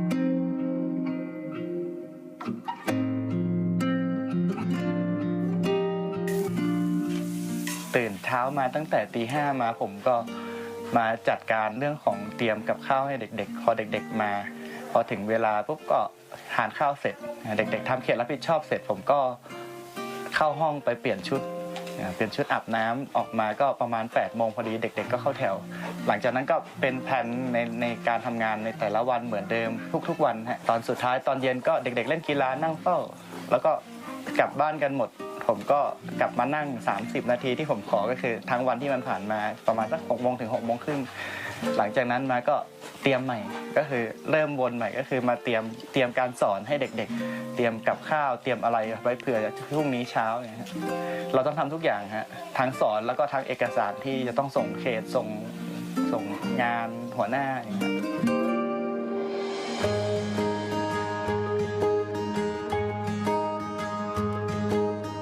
ผมแบ่งกลุ่มออกเป็น3 กลุ่มก็คือกลุ่มเด็กเล็กๆก็คือเด็กอนุบาลป .1 เนี่ยก็ให้มาอยู่รวมกันเพราะว่าน่าจะปรับพื้นฐานได้ในช่วงเดียวกันส่วนที่เหลือก็คือผมก็ไม่ได้แยกตามชั้นครับก็คือแยกตามศักยภาพเด็กๆว่าเด็กคนนี้อยู่ในกลุ่มนี้แล้วเงี้ยแล้วเด็กอีกกลุ่มอย่างเงี้ยสามารถเรียนได้เร็วกว่าแล้วก็แยกเป็นอีก2 กลุ่มคือกลุ่มเรียนช้ากับกลุ่มเรียนที่เร็วขึ้นนี่ครับก็แยกไปแล้วทีเนี้ยเนื้อหาก็จัดเป็น3 อย่างก็คือจัดกลุ่มตามกลุ่มเลยฮะจะมีวิชาบางวิชาที่เราสามารถเรียนพร้อมกันได้อย่างเกษตรลูกเสืองานบ้านอะไรพวกนี้ครับสร้างเสริมประสบการณ์ชีวิตงานอาชีพอะไรต่างๆนะครับก็คือรวมกันแต่วิชาทักษะต่างๆก็ต้องแยกเพราะว่าอยู่ที่ในระบบสติปัญญาของเขาก็คือเรียนรู้ไม่เท่ากันนะฮะ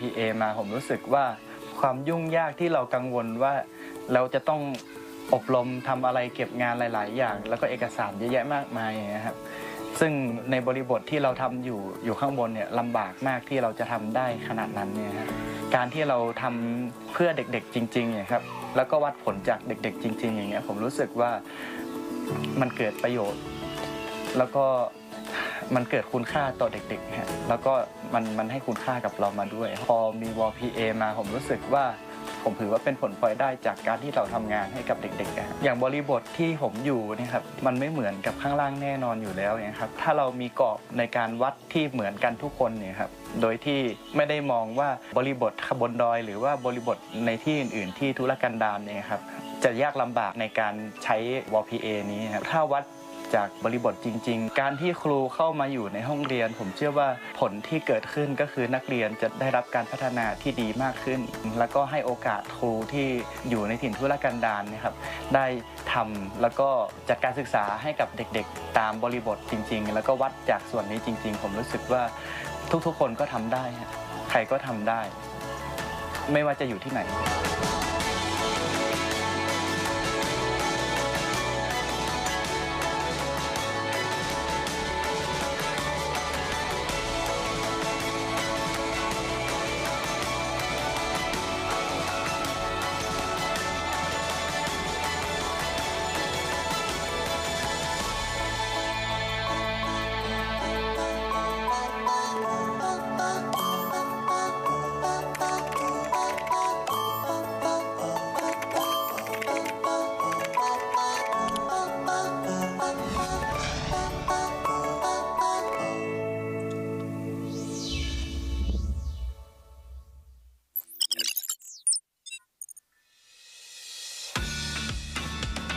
เมื่อถึงช่วงเวลาที่คุณครูมีคุณสมบัติพร้อมที่จะขอมีหรือเลื่อนวิทยาฐานะตามหลักเกณฑ์ PA คือมีระยะเวลาในการดำรงตำแหน่งและวิทยาฐานะไม่น้อยกว่า 4 ปีติดต่อกันมีผลการประเมินข้อตกลงในการพัฒนางานย้อนหลัง 3 รอบการประเมินและไม่เคยถูกลงโทษทางวินัยหรือไม่เคยถูกวินิจฉัยชี้ขาดทางจรรยาบรรณวิชาชีพที่หนักกว่าโทษภาคทันในช่วงระยะเวลาย้อนหลัง 4 ปีคุณครูก็สามารถยื่นคำขอต่อสถานศึกษาเพื่อให้สถานศึกษานำข้อมูลเข้าสู่ระบบ Digital Performance Appraisal หรือระบบ DPA พร้อมหลักฐานต่างๆในรูปแบบไฟล์ดิจิทัลโดยสามารถยื่นคำขอได้ตลอดปีภาคเรียนละ 1 ครั้งครับในส่วนของไฟล์วิดีทัศน์ที่คุณครูต้องส่งเข้ามาในระบบ DPA นั้นใช้สำหรับการประเมินทักษะการจัดการเรียนรู้และการจัดการชั้นเรียนหรือการประเมินด้านที่ 1ซึ่งกรรมการจะประเมินจากแผนการจัดการเรียนรู้และไฟล์วิดีทัศน์จำนวน 2 ไฟล์คือไฟล์วิดีทัศน์บันทึกการสอนโดยไม่มีการตัดต่อในรูปแบบไฟล์ MP4 ความยาวไม่เกิน 60 นาทีและไฟล์วิดีทัศน์ที่แสดงให้เห็นถึงสภาพปัญหาที่มาหรือแรงบันดาลใจในการจัดการเรียนรู้ตามไฟล์วิดีทัศน์บันทึกการสอนความยาวไม่เกิน 10 นาทีเท่านั้นและรูปแบบเป็นไฟล์ MP4 เช่นกันครับสำหรับรายวิชาที่มีการจัดการเรียนการสอน 2 คาบเรียนเช่นวิชาวิทยาศาสตร์ที่มีคาบการทดลองด้วยนั้นคุณครูสามารถบริหารจัดการได้ว่าจะนำคลิปการสอนในคาบใดที่ดีที่สุดมานำเสนอในความยาวไม่เกิน 60 นาทีไม่ต้องกังวลครับว่าจะสอนไม่จบตามแผนการเรียนรู้เพราะคณะกรรมการประเมินไม่ได้เน้นเนื้อหาทั้งหมดในรายวิชาแต่จะดูที่ทักษะการสอนของคุณครูซึ่งหัวใจสำคัญของคลิปการสอนนั้นต้องสะท้อนให้เห็นถึงทักษะการจัดการเรียนรู้และการจัดการชั้นเรียน 8 ข้อนี้ครับและหากคุณครูสอนมากกว่า1รายวิชาสามารถเลือกรายวิชาที่มีความเชี่ยวชาญในการสอนมากที่สุดแล้วจัดทำแผนการเรียนรู้พร้อมไฟล์วิดีทัศน์บันทึกการสอนส่งเข้ามาเพื่อขอมีหรือเลื่อนวิทยาฐานะครับโดยการถ่ายทำนั้นก็ให้บันทึกภาพและเสียงระหว่างการสอนตามสภาพจริงจะตั้งกล้องที่มุมใดก็ได้คุณครูสามารถเลือกได้ตามบริบทในการจัดการเรียนการสอนแต่ต้องแสดงให้เห็นบรรยากาศในห้องเรียนภาพรวมของผู้เรียนทั้งห้องสื่อที่ใช้ในการสอนและการมีส่วนร่วมของผู้เรียนโดยใช้กล้องตัวเดียวบันทึกภาพตลอดการจัดการเรียนการสอนนะครับหากสอนในรูปแบบห้องเรียนออนไลน์คุณครูก็สามารถบันทึกภาพการสอนผ่านโปรแกรมต่างๆแล้วใช้เป็นไฟล์วิดีทัศน์บันทึกการสอนส่งเข้ามาในระบบ DPA ได้เช่นกันไฟล์วิดีทัศน์ที่แสดงให้เห็นถึงสภาพปัญหาที่มาหรือแรงบันดาลใจในการจัดการเรียนรู้คุณครูต้องนำเสนอด้วยตัวเองเท่านั้นนะครับเพราะเป็นการเปิดโอกาสให้เล่าถึงเบื้องหลังการจัดการเรียนการสอนในครั้งนั้นอธิบายให้กรรมการเข้าใจสภาพบริบทห้องเรียนผู้เรียนและวิธีการสอนให้ชัดเจนขึ้นไฟล์นี้สามารถตัดต่อเพื่อแทรกภาพนิ่งภาพเคลื่อนไหวหรือไฟล์นำเสนอจากโปรแกรมต่างๆเช่น PowerPoint Keynote หรือ Google Slide ก็ได้แต่ ห้ามใช้ดนตรีหรือเสียงประกอบ ไม่สอนตัวอักษรระหว่างการนำเสนอ และไม่ต้องทำไตเติ้ลเปิดก่อนการนำเสนอ หรือจะใช้วิธีการนำเสนอด้วยตัวเอง โดยไม่ตัดต่อหรือใช้เทคนิคใดๆก็ได้เช่นกันครับ ส่วนอุปกรณ์ในการถ่ายทำสำนักงานก.ค.ศ.ขอเน้นย้ำครับว่า คุณครูสามารถใช้อุปกรณ์ที่มีอย่างเช่นโทรศัพท์มือถือถ่ายวิดีทัศน์การสอนด้วยตัวเองได้ครับหรือบางโรงเรียนอาจสนับสนุนกล้องวงจรปิดหรือกล้องวิดีโอในรูปแบบต่างๆก็สามารถใช้ได้ขอเพียงให้ได้ไฟล์ที่มีภาพและเสียงสมบูรณ์เพียงพอที่จะให้กรรมการประเมินได้ว่าคุณครูมีทักษะการสอนอย่างไรและผู้เรียนมีส่วนร่วมในการเรียนรู้อย่างไรบ้างเท่านั้นไม่ต้องลงทุนจ้างถ่ายทำและตัดต่อวิดีทัศน์นะครับส่วนการประเมินด้านที่ 2 หรือด้านผลลัพธ์การเรียนรู้ของผู้เรียนนั้นให้คุณครูนำเสนอผลงานหรือผลการปฏิบัติของผู้เรียนที่เกิดขึ้นหลังการจัดการเรียนรู้ตามไฟล์วิดีทัศน์บันทึกการสอนที่เสนอไว้ในด้านที่ 1 ครับโดยให้เสนอเป็นไฟล์ดิจิทัลในรูปแบบไฟล์วิดีทัศน์ความยาวไม่เกิน 10 นาทีหรือไฟล์ภาพหรือไฟล์ PDF ซึ่งทั้งหมดนี้ควรสะท้อนให้เห็นถึงผลลัพธ์ที่เกิดกับผู้เรียนแต่ละคนอย่างเป็นรูปธรรมมากกว่าผลงานกลุ่มหรือผลงานในภาพรวมครับไฟล์บันทึกการสอนเป็นตัวสะท้อน performance ของครูคุณครูสามารถฝึกซ้อมการสอนวางแผนการถ่ายทำจัดรูปแบบห้องเรียนได้อย่างอิสระโดยอาจทำการทดลองบันทึกแล้วนำมาแลกเปลี่ยนเรียนรู้เพื่อพัฒนาตนเองผ่านกระบวนการ PLC ในโรงเรียนก็ได้หลังจากนั้นจึงเลือกไฟล์ที่ดีที่สุดซึ่งสะท้อนทักษะการสอนของตนเองและผลลัพธ์การเรียนรู้ของผู้เรียนส่งเข้ามาเพื่อใช้ในการขอมีหรือเลื่อนวิทยาฐานะกระบวนการทั้งหมดนี้มุ่งหวังให้คุณครูใช้สมรรถนะในการจัดการเรียนการสอนที่มุ่งเน้นผลลัพธ์การเรียนรู้ของผู้เรียนซึ่งจะทำให้ผู้เรียนได้เรียนรู้และใช้เวลาในห้องเรียนอย่างมีประสิทธิภาพและได้รับการพัฒนาเต็มศักยภาพนั่นเองครับ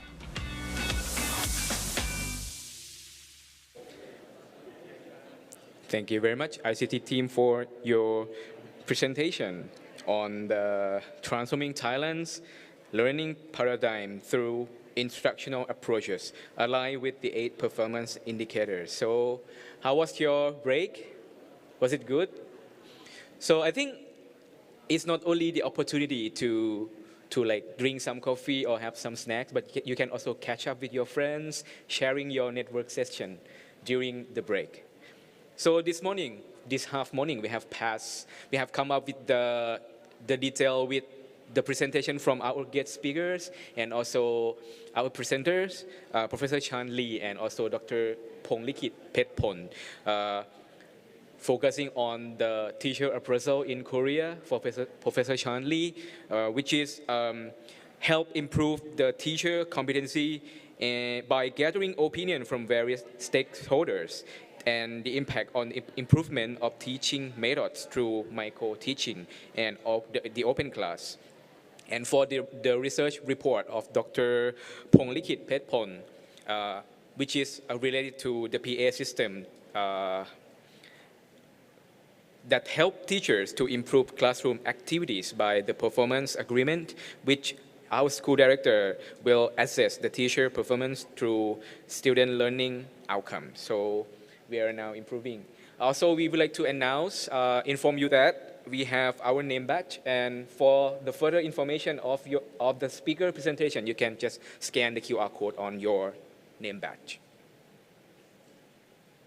So, welcome back to the session, and we may now proceed to the next session, the panel discussion. And today we are given the honor from our 5 panelists to discuss and share with us under the topic Performance Appraisal on how to evaluate teachers' performance in the digital era and what are the expected outcome of the students. So everyone, may I briefly introduce our panelists. The first one, and please welcome the panelists on the stage. First, he has just delivered a keynote address this morning, Professor Chan Lee from Seoul National University, Republic of Korea. And next, may I invite Professor Masami Isoda, the Director for Research on International Cooperation in Education Development, and he is a professor from Faculty of Human Science, University of Tsukuba, Japan. And the third one, may I invite Associate Professor Dr. Maitri Inprasit. He is a Vice President for Education and Academic Services, Institute for Research and Development in Teaching Profession for ASEAN, Khon Kaen University from Thailand. And the fourth one, may I invite Dr. Maurice Kuipers, the President Belco Alliance Program Manager, Acceleration Academy, Fontes School of Business and Communication, Fontes University of Applied Sciences from the Netherlands. And the last one, Mr. Ian William McGilchrist. He is a Senior Professional Practice Fellow, College of Education, the University of Otago, New Zealand. And please welcome our moderator today for the panel discussion, Associate Professor Dr. Thirapat Kulopat from Chulalongkorn University from Thailand. So ladies and gentlemen, I would like to turn over the floor to our MC, and please enjoy the panel discussion. Thank you very much. Oh, wow. What a date we have today, and what a panelist on the stage we have. Ladies and gentlemen, today a warm welcome to all of you, and today we gather to engage in a very critical conversation about the links between teacher appraisal and technology and student learning. Our topic for the panel discussion today is performance appraisal, how to evaluate the teacher's performance in the digital era, and what are the expected student learning outcomes. As you know that right now, the education journeys into a digital age, and the assessment of teacher should also be in that age. In this era, technology is everywhere, and its implication in education is really profound. Teachers now have the tools that they have at hand to use in the classroom to engage students and to enhance student learning. Yet with this opportunity comes the need for thoughtful evaluation, adapting our assessment methods to meet the evolving demands of education in 21st century. As we harness the power of technologies such as artificial intelligence, big data, and digital platform, we must ensure that our evaluation systems align with up-to-date pedagogical practices. Today, we're really lucky to be joined by distinguished experts from around the world who bring global perspectives to the discussion. Their insights will hopefully guide us through the interplay of technology, teacher evaluation, student learning, and policy formulation in the realm of education. It's a great honor for me to introduce our distinguished panelists. Let me introduce our panelists on the stage again. First, next to me is Professor Dr. Chan Lee. He's the Dean of Extension College, Seoul National University, South Korea.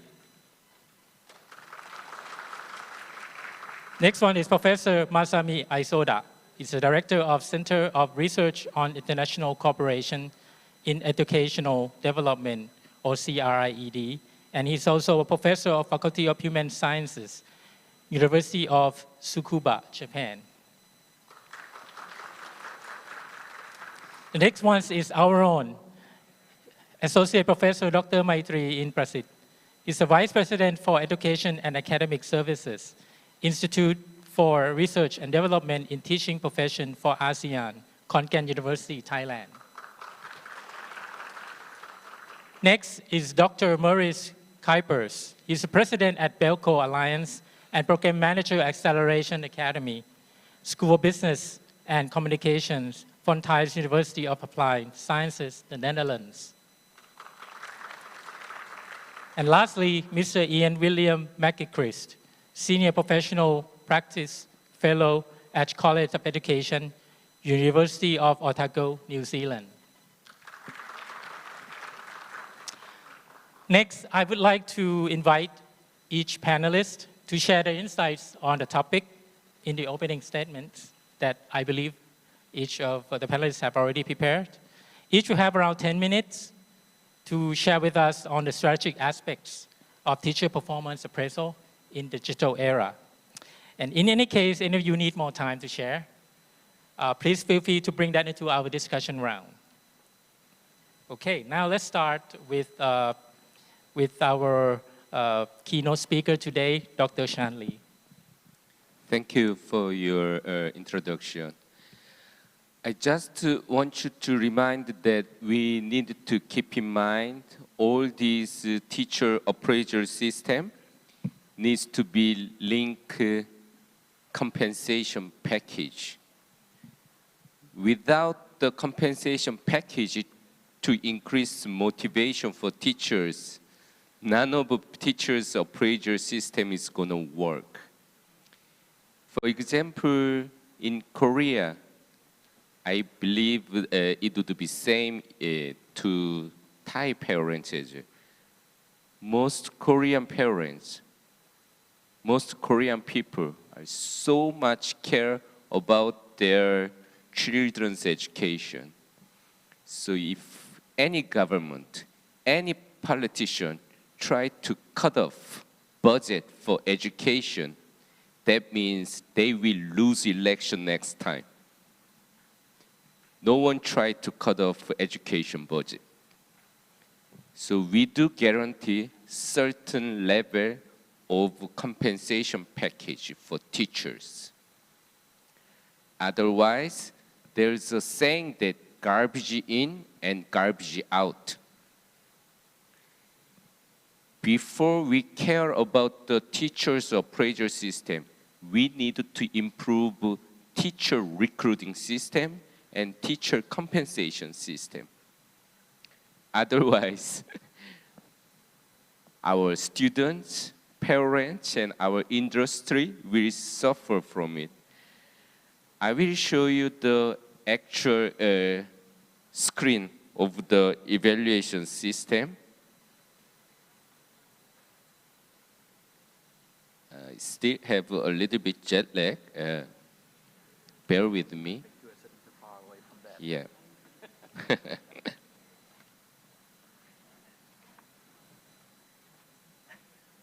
Okay. This is actual screen of the evaluation system. Some of the stuff that teacher actually input the record.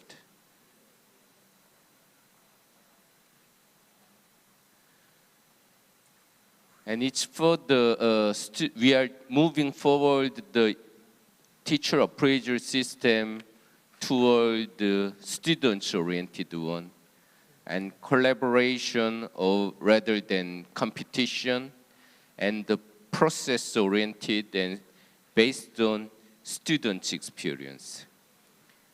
In human resource development field, there is a concept that we try to improve based on employee experience. Our teacher appraisal system, we designed for students' experience perspective.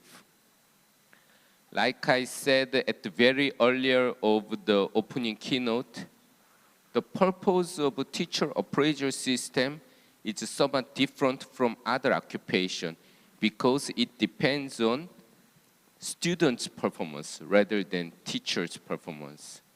Same thing, the teacher appraisal system for the students' experience perspective rather than teacher experience perspective. So I will show you the example of how they interact based on platform for digital transformation era with the students, among students, and between teacher and students.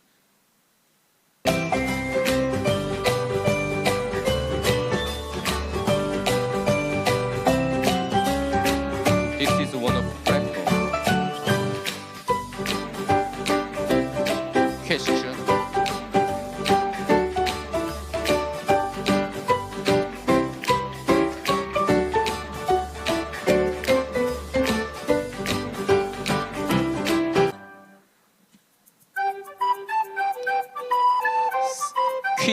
science.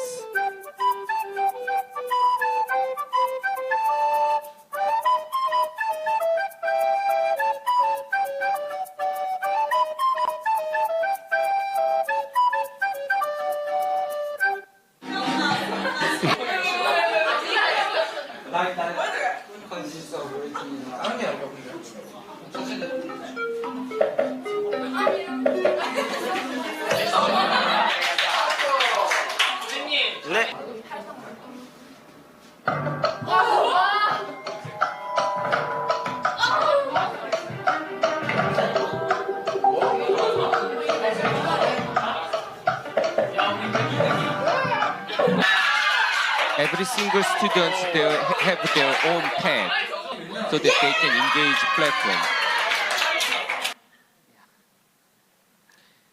During the COVID-19, since there's a virtual classroom, students and teachers are familiar to the platform further than before.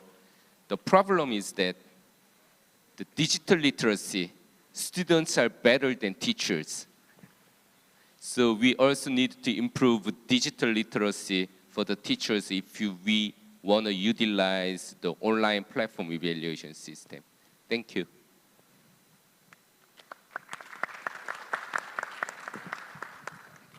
Thank you very much. That's the opening statement from Professor Shan Lee. The next one, I would like to invite Professor Masami Aisoda to share his opening statement with the audience. Thank you very much. First of all, I really like and learn from Professor Chen's presentation and Dr. Ponglik's presentation on the project. Thank you very much. And it is a good chance for me to talk and share Japanese ideas. Okay, so how can I go next? There is no, oh, sorry.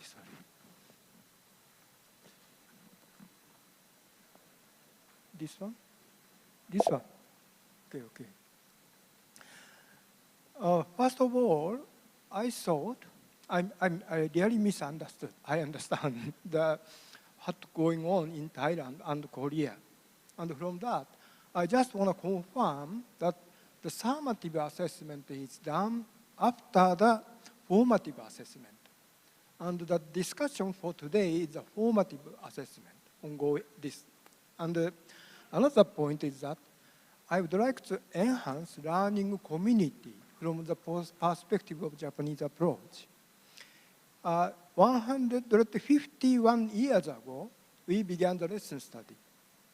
And 1883, we have the book for the lesson study. And on that discussion, we already discussed about the assessment. How can we improve? And from that perspective, we, in Japan, through the 150 years, we have been engaging in the lesson study activity for establishment of learning community. Okay? From that perspective, I would like to explain my perspective. So, next slide.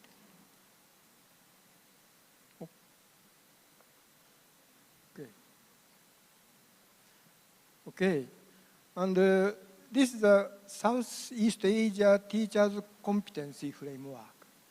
And under the support of the Thailand government, it's developed.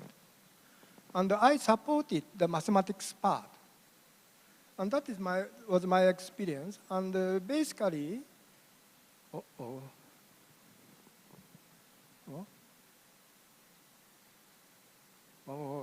which one I should? Okay.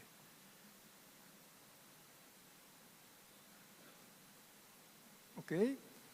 And basically, those documents shows ideal model of the teachers. And to prepare professional or career development of the curriculum is necessary. Those documents are necessary. Those documents are necessary for the preparation of the curriculum. And most necessary is that self-assessment. And through using this kind of document, how can we internalize each teacher's their own value for education, objective of education? That is the point.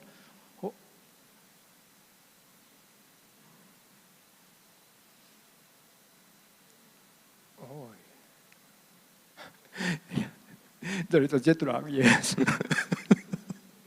Okay, now it's coming. And this is my research report, the case of Okinawa Prefecture. And we have teacher standard. And in our university, Professor Fujita lead this project, career development for teachers and students. And we have special system currently. And in the case of teacher education, in the case of Okinawa Prefecture, teachers as a public servant, and the teachers as a teacher, and the teachers as an educator. Depending on the perspective, it's described, and at the same time, there are expected the curriculum to develop the teachers.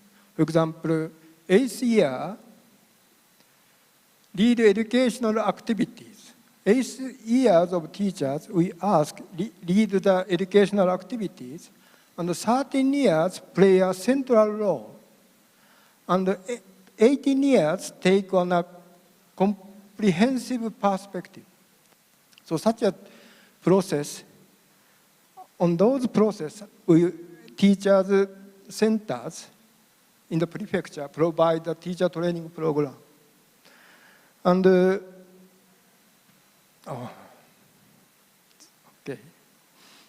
okay. And the lesson study is a part. Usually we use the lesson study. And those programs encourage to establish the learning community. Okay.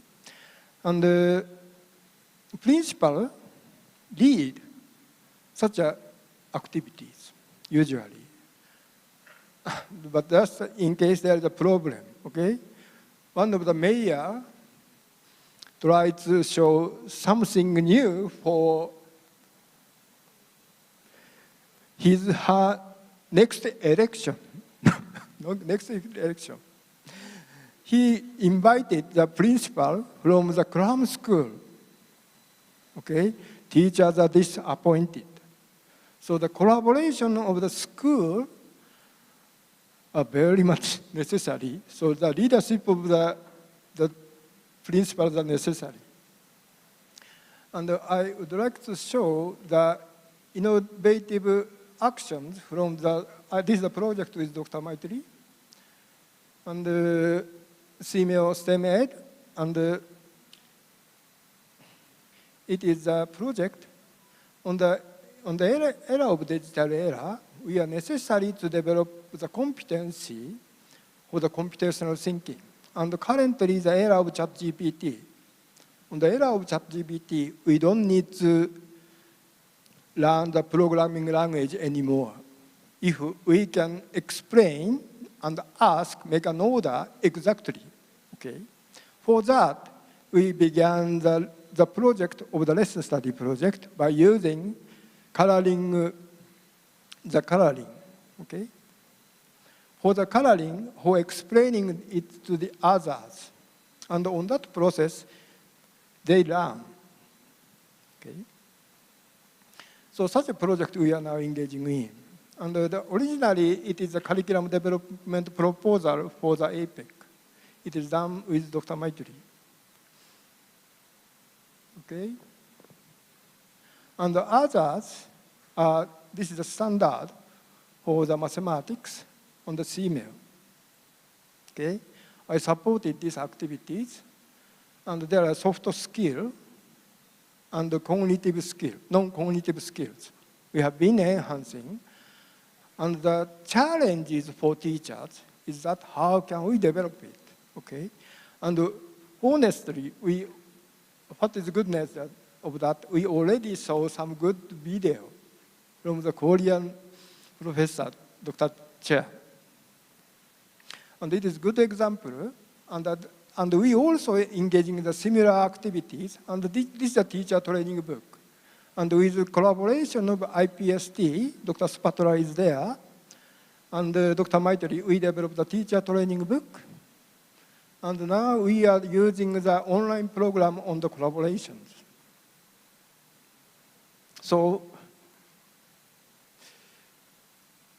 this kind of activity we have been, okay. So sharing the standard means that every student and every teacher, through the self-evaluation, they develop their own competency.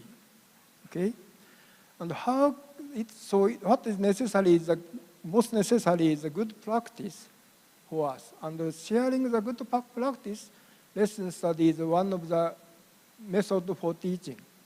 I will explain later. I don't have time. I have also very much interesting example to share the innovative approach. Thank you very much. Thank you very much, Professor Masami Soda. We heard from you a couple of concepts and ideas that hopefully we'll explore more in details in the discussion round. Next, I would like to invite Associate Professor Dr. Maitri Inprasit to share his opening statement. Very good morning to everyone. First of all, I would like to thank the organizing committee and also especially for Dr. Pawit, the Secretary General, who provided me a chance to share my experience. I worked with Professor Masami Soda for 20 years, but I would like to share within 10 minutes, right, Dr. Therapas? Yeah, so. As given the topics to focus on teacher performance appraisals and teaching quality development in digital era, I think the most important part that we should start it in digital era. What does it mean for us? And another word that Professor Charlie has mentioned many times, it is appraisals, not evaluations. Meaning that we try to get more information or feedback from many stakeholders in order to support the teachers to improve their own practice in the classroom. So not evaluation system. Or even we try to have the system to develop the system itself, but that is not the focus, as Professor Lee had mentioned many times. This is quite unique appraisal system in the sense that we appraise the results by the end, which means the impacts on student learning, right? That is our focus. So, given this topic, it reminds me when I was in Japan during the late 20th century. I was in Japan until the year 1999, and then I returned back to Thailand, which is the year that we are so busy. The government launched a new educational acts and focusing on the reforming learning process of our citizens, especially students and teachers learning process. This is the quotations that we focus on our national agenda is quoted by Professor Ajahn Mok Prawet in the year 2000. So before we going into the details of appraisal system, what I would like to share is we have to clearly identify what we are going to teach what our teacher need to teach.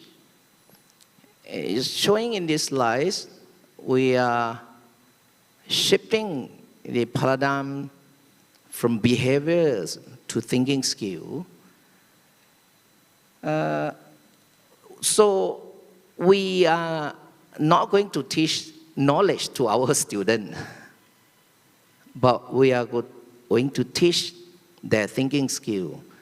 My late professors, Noda and Professor Shimizu, mentioned to Professor Masami and I many times when I was in Japan, Maitri-san, our teacher do not teach knowledge, but we teach them to think for and by themselves.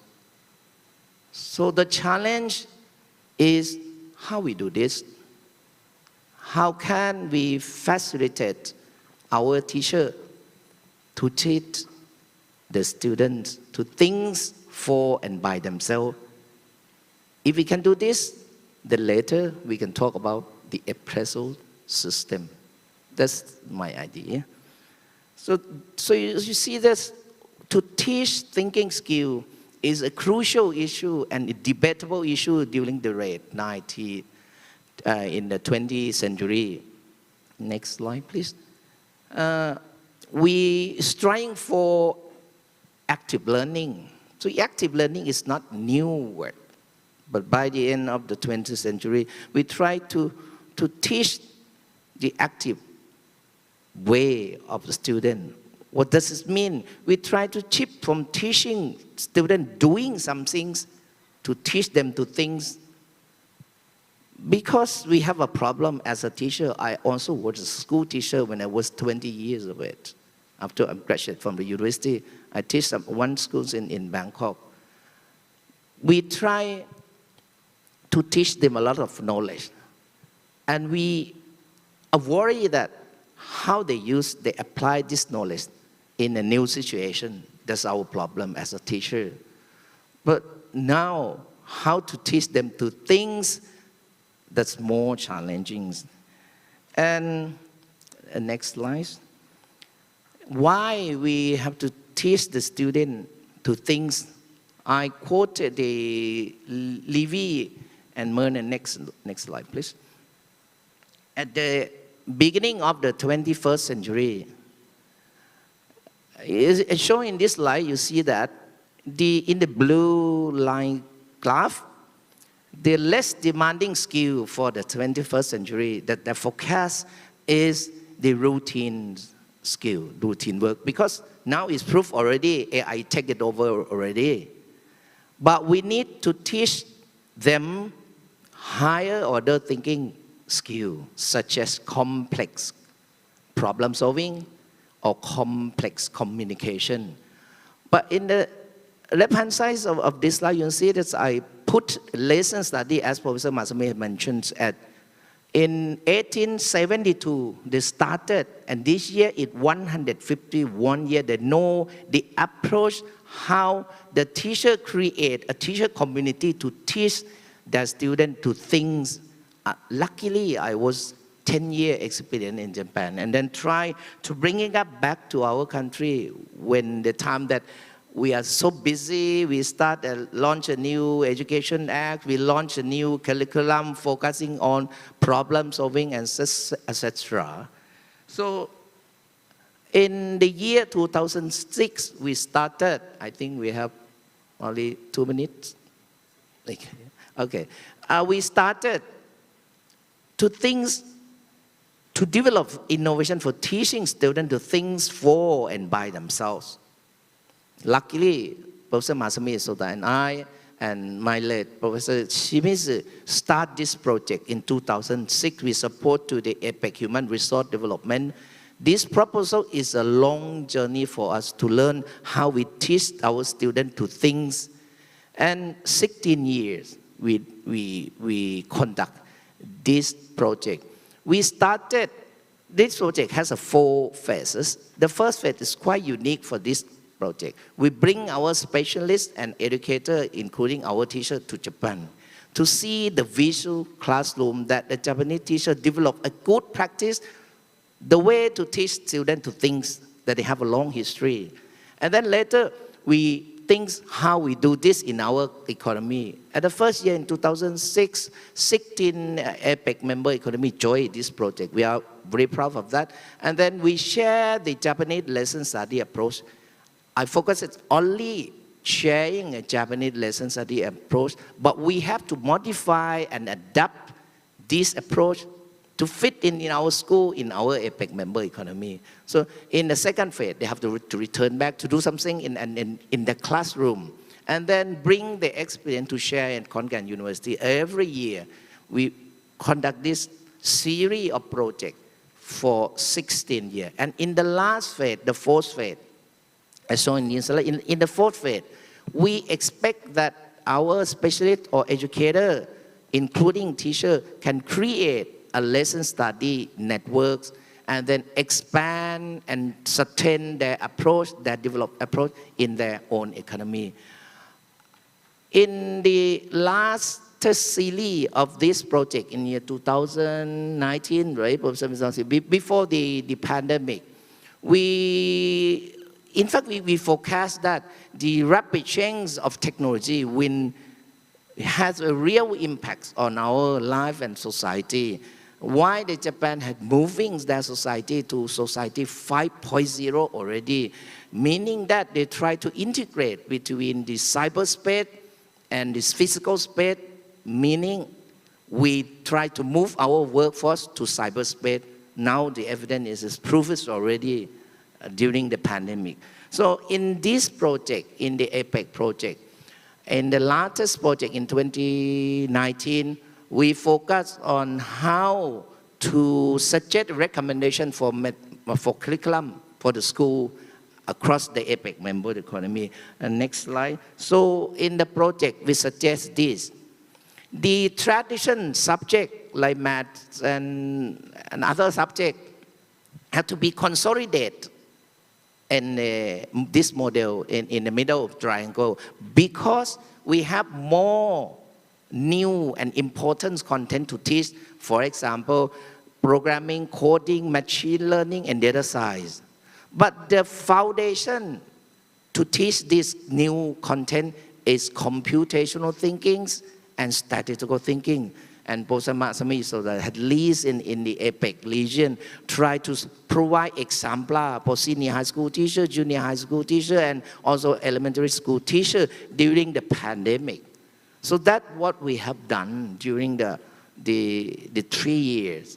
So you see that in this slide, we struggle how we teach this kind of thing. And he's just mentioned already that we work with the STEM education, with the new approach to teach our kids, the young kids, to have a computational thinking through coloring book.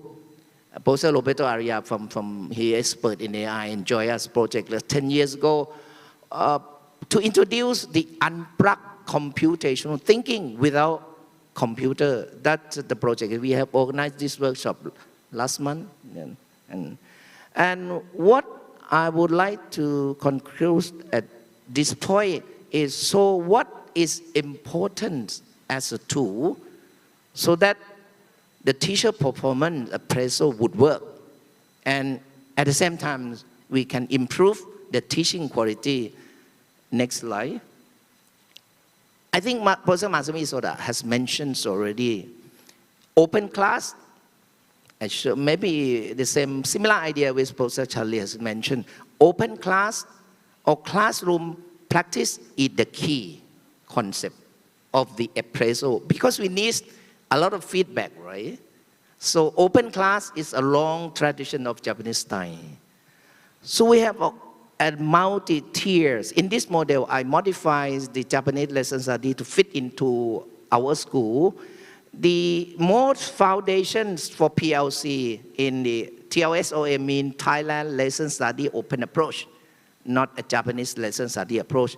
In this model, we create a weekly cycles of learning. The teacher in grade 1 to 3 form one team, and then 4, 5, 6 another team, and junior 1 to 3 another team. And then they plan to anticipate the student and come by the end of the week to reflect some things like this. So this is the first tier of PLC at the school level. And this is very foundation to move a school. Then by the end of the semester, the school invites the school nearby in some other school to join the open class. Later, yearly, we organize the national open class. So you see that open class as a tool, as a similar idea as a professor mentioned about micro teaching. But here is the live classroom. It's a real classroom in multi-layer. So according to this layer, I think we can appraise our teacher performance because it affects and impacts the student learning in the class. So this is directly system, if we view it as a system for teacher performance. And I'm very happy that because I work with Dr. Pawit for many years, and then he bring this core idea and push for it in the policy level, and coming to the idea of performance appraisals. This is the national open class I mentioned. So we organize this, in this slide it's 11, but this year we organized the 16 national open class already. We use the hybrid system, including the school in our network for more than 300 schools across the country. So I think I run out of time already. So if you have any questions, ask me later. Yes, thank you very much. Thank you very much, Dr. Maitri, for his sharing with us today. Remember that our panelists have limited time. So if you have any questions, please keep it, and then please share it with our staff for our Q&A later. We learned quite a lot to unpack from Dr. Maitri, and I really appreciate his sharing because he helped us understand more about the link between the shifting from behavior to thinking skills and using active learning to achieve higher order thinking. And he also shared about the open class, which something that both Korea and Japan have mentioned today. So I believe we can explore more on this topic later on. Next, I'd like to invite Dr. Maurice Kuipers to share his opening statements. And this is something special because we already heard from the Asian side, of the perspective side. Now we're going to hear from the Western side, starting from the Netherlands and then New Zealand. Thank you.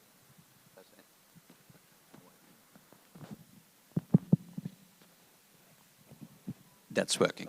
Thank you. I'm going to stand because that is stand up because this is my way of teaching. I don't like to sit because we must be active. When we are active, students also active. So that means that I'm going to be standing. I'm Maurice Kuipers, Dr. Maurice Kuipers, but in Europe we always just say Maurice Kuipers. The doctor is gone.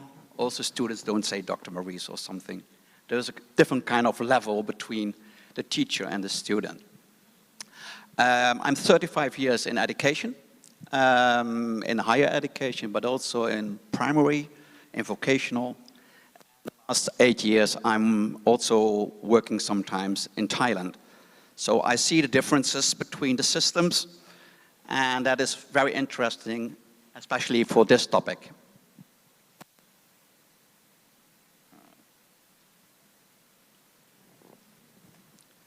The teacher as a professional, I think that is one of the key words. We see the teacher is so essential in our society as also the students. If there is no teacher, there is no school. If there is no student, there is no school. And all what we build around that is just management, organization, processes, doesn't matter, all kind of stuff. But it is about the teacher and the student. Those two. That is your asset. And I think we should always treat our teachers as the highest professionals in society, because they teach the students their future, what they can do, how they have to learn, what potential they have, look into their talent and go on. So what are the employability skills for students who need to be successful as a global citizens in the competitive world? It is a competitive world. It's open, so you have opportunities to go abroad. You can work in Europe, you can work in the US, you can work in Asia, it doesn't matter. There are so many opportunities. How do you handle that as a student? We have all, and I'm working for a university, so we have 4 years to bring them from 18 to 21, 22, and then we say bye-bye, and that means good luck till your 70s. So that means rough 40 years later, they finalize and have a pension. 40 years.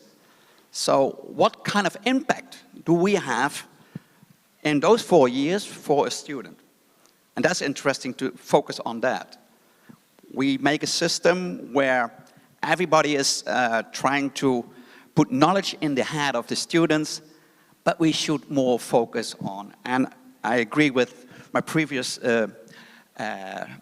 speaker, it is very important to focus on the skills. They should have the skills to cope the society and also to cope the competitive world. How do students develop themselves? By reflective self-management and a learning professional. So be a learning professional. How do I do that? That's what we have to teach. I don't say that knowledge is not important, but I will show you why I'm in this direction.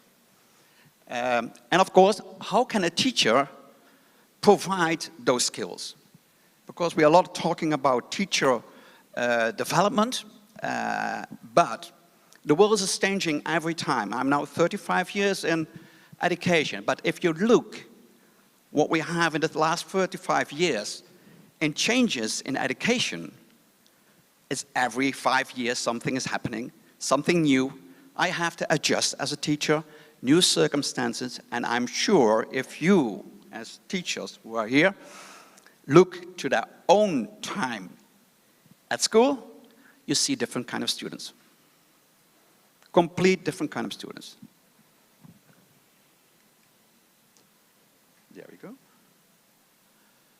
Oh yeah, this was, it's always nice to see when, last time there was a kind of job description. It was here in Thailand. It was interesting.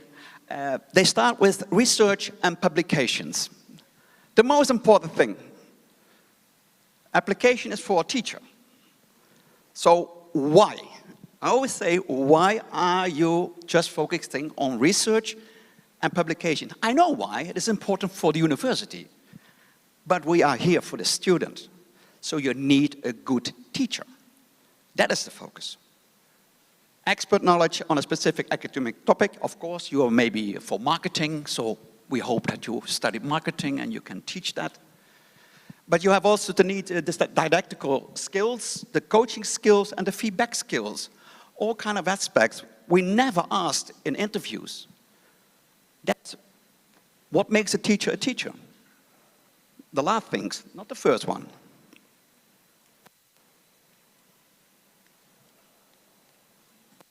So in the Netherlands, it's a complete different and changing system. We have now a news that we don't have cum laude is gone. Nobody can anymore get a cum laude. It's not possible anymore because the pressure for students to reach that is so high that we have mental problems. They are just focusing on the grades and they're not focusing on developing skills they need for their profession. The body of language, knowledge in a program. So what we did is look into our curriculum and what is really essential for a certain bachelor program. What do they need? And I would ask you to go home later and ask your colleagues sometimes, why do they need to know this exactly? Tell me, the student is 21, goes into the society, tell me why he needs this course or this topic. What is the added value for him? And you will be sure most teachers say, yeah, but that is very important. That is important because he's doing that already for many, many, many, many years. That's the reason it is important. And it's his topic, of course, I understand. The 21st century transfers of skills, that is what we did. And we had a project for the European Union. It was 400,000 euros, a project with 4 universities in collaboration with the Belgian Alliance for developing employability skills and to do research. What do the company needs? So the companies who have the first time our students, and what kind of students do they need? And the first thing they said, knowledge is not important. Why? No, we train themselves. So they're so specific in this company, so we put them on. It's okay. Basic is good. But we need the skills. We don't want to waste time somebody to improve their taking initiative or to make them more active or more self-leadership, all that kind of skills there are, or communication. That is sometimes they miss. So we did research with that, the companies, we did alumni, we did current students, and we came, I'm talking too much here, I know that. We came to 6. The mismatch between what the companies want and what universities are learning the student. So we solution-oriented thinking, social skills, media information literacy, taking initiative, critical thinking, self-leadership. This is surviving in the world. Exactly. And we miss that, even in the Netherlands. So they asked us to make program with modules where we focus on certain skills so that students can, in a semester program, as an additional semester program, or free semester program, to do that, and to work on those skills, and to improve employability for the students.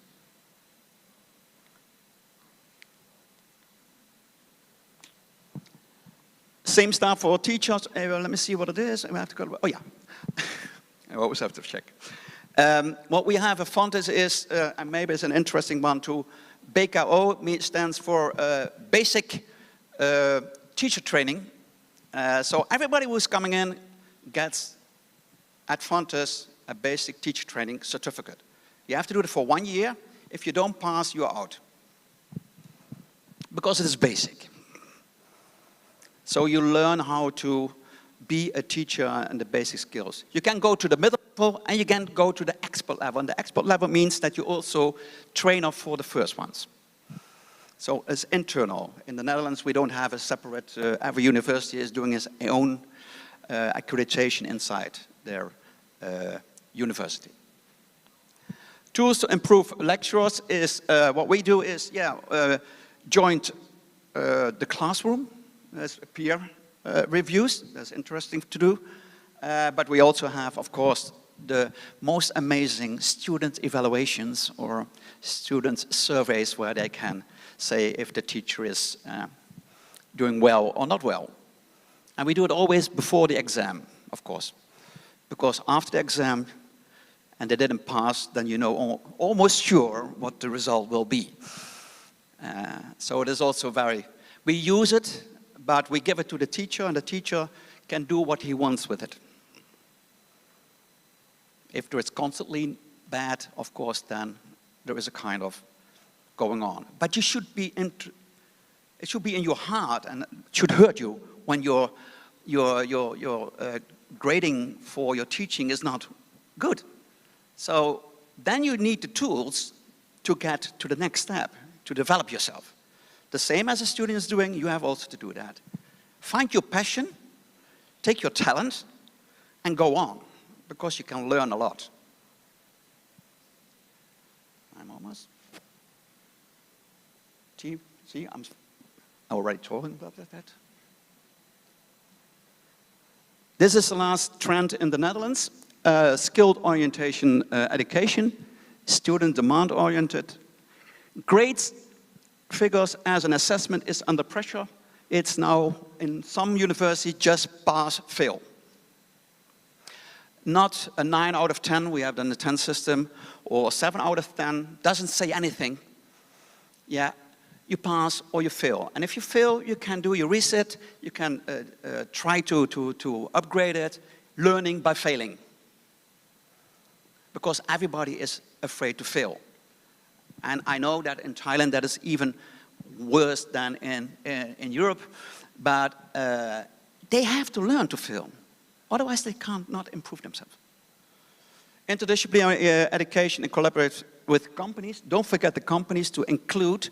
We have a board of advisors from companies. When we change a curriculum, we ask them, what is your opinion about this change? Is that added value for your companies and when you have our students as your employees? Give us advice. What is going on in the world of the companies? Outside the class instead of inside the class, we're rebuilding the complete university now. We have almost no classrooms anymore. We don't have an auditorium anymore. So everything is now, for me also, I'm 62, I should be now, where is, I'm pensioned 62 in Korea, or not? Yeah. I have still to go on with this and learn to be in locations with small groups, corner, and then they're sitting in a kind of, so it's very dynamic. And we have also hubs in the town with the companies. So they move there, they learn in an environment with the companies. You will see students are more learning because the environment is really essential. If you go to the classroom, it is white, you sit, you listen. And we saw all the pictures before. It's almost always in the classroom. Move away. Oops. That's it. Oh, yeah, sorry. I'm ready, I think. Otherwise, I'm talking too much.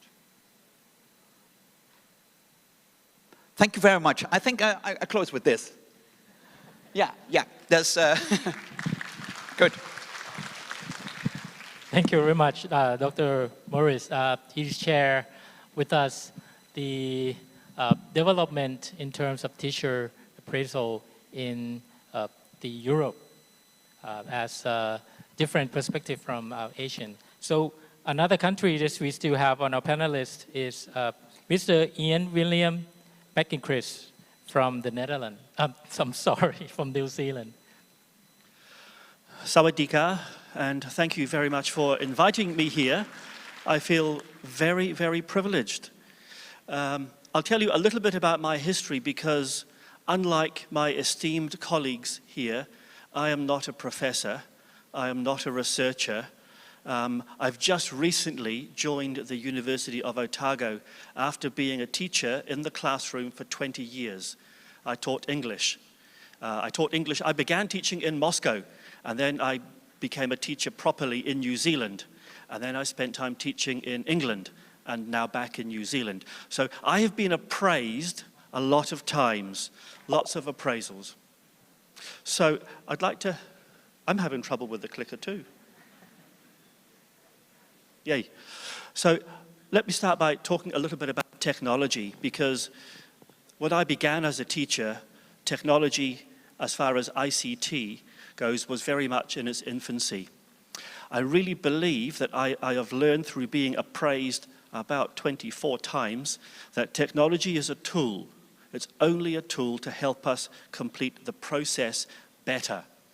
I think of all those wonderful tools that even in the Google Suite with Google Forms, with Google Docs, it helps gather information, it helps collate information, it helps us collaborate with colleagues. That is all wonderful, but it is only a tool to help us do the appraisal process more efficiently.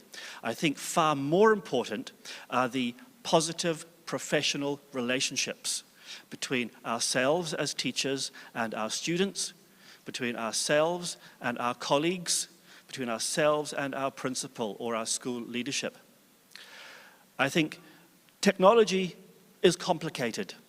It has lots of buttons, lots of windows, lots of tabs, lots of things to click, lots of tasks for you to do, like upload, download, all sorts of things. That is good. It is not in and of itself sufficient to help us measure teaching effectively, because teaching is a complex process. It is not a complicated process. And the difference is this: in a complicated system, you can do the same series of actions today and tomorrow and the next day, and you will achieve the same outcomes. Teaching is not like that. I know this because I've been a teacher for 25 years in the classroom, and I know that on Monday, my class can be angels. On Tuesday, they can be demons, and they are very difficult to teach. In New Zealand, we have all sorts of factors that can influence what happens in our classroom. Where I live in New Zealand, the most important one is the direction of the wind. Okay, in New Zealand, I live in the South Island. When the wind comes from the northwest, we know it will be a warm day, and we know that children will find it harder to concentrate. So all of those little factors make it very, very difficult to measure teaching effectively.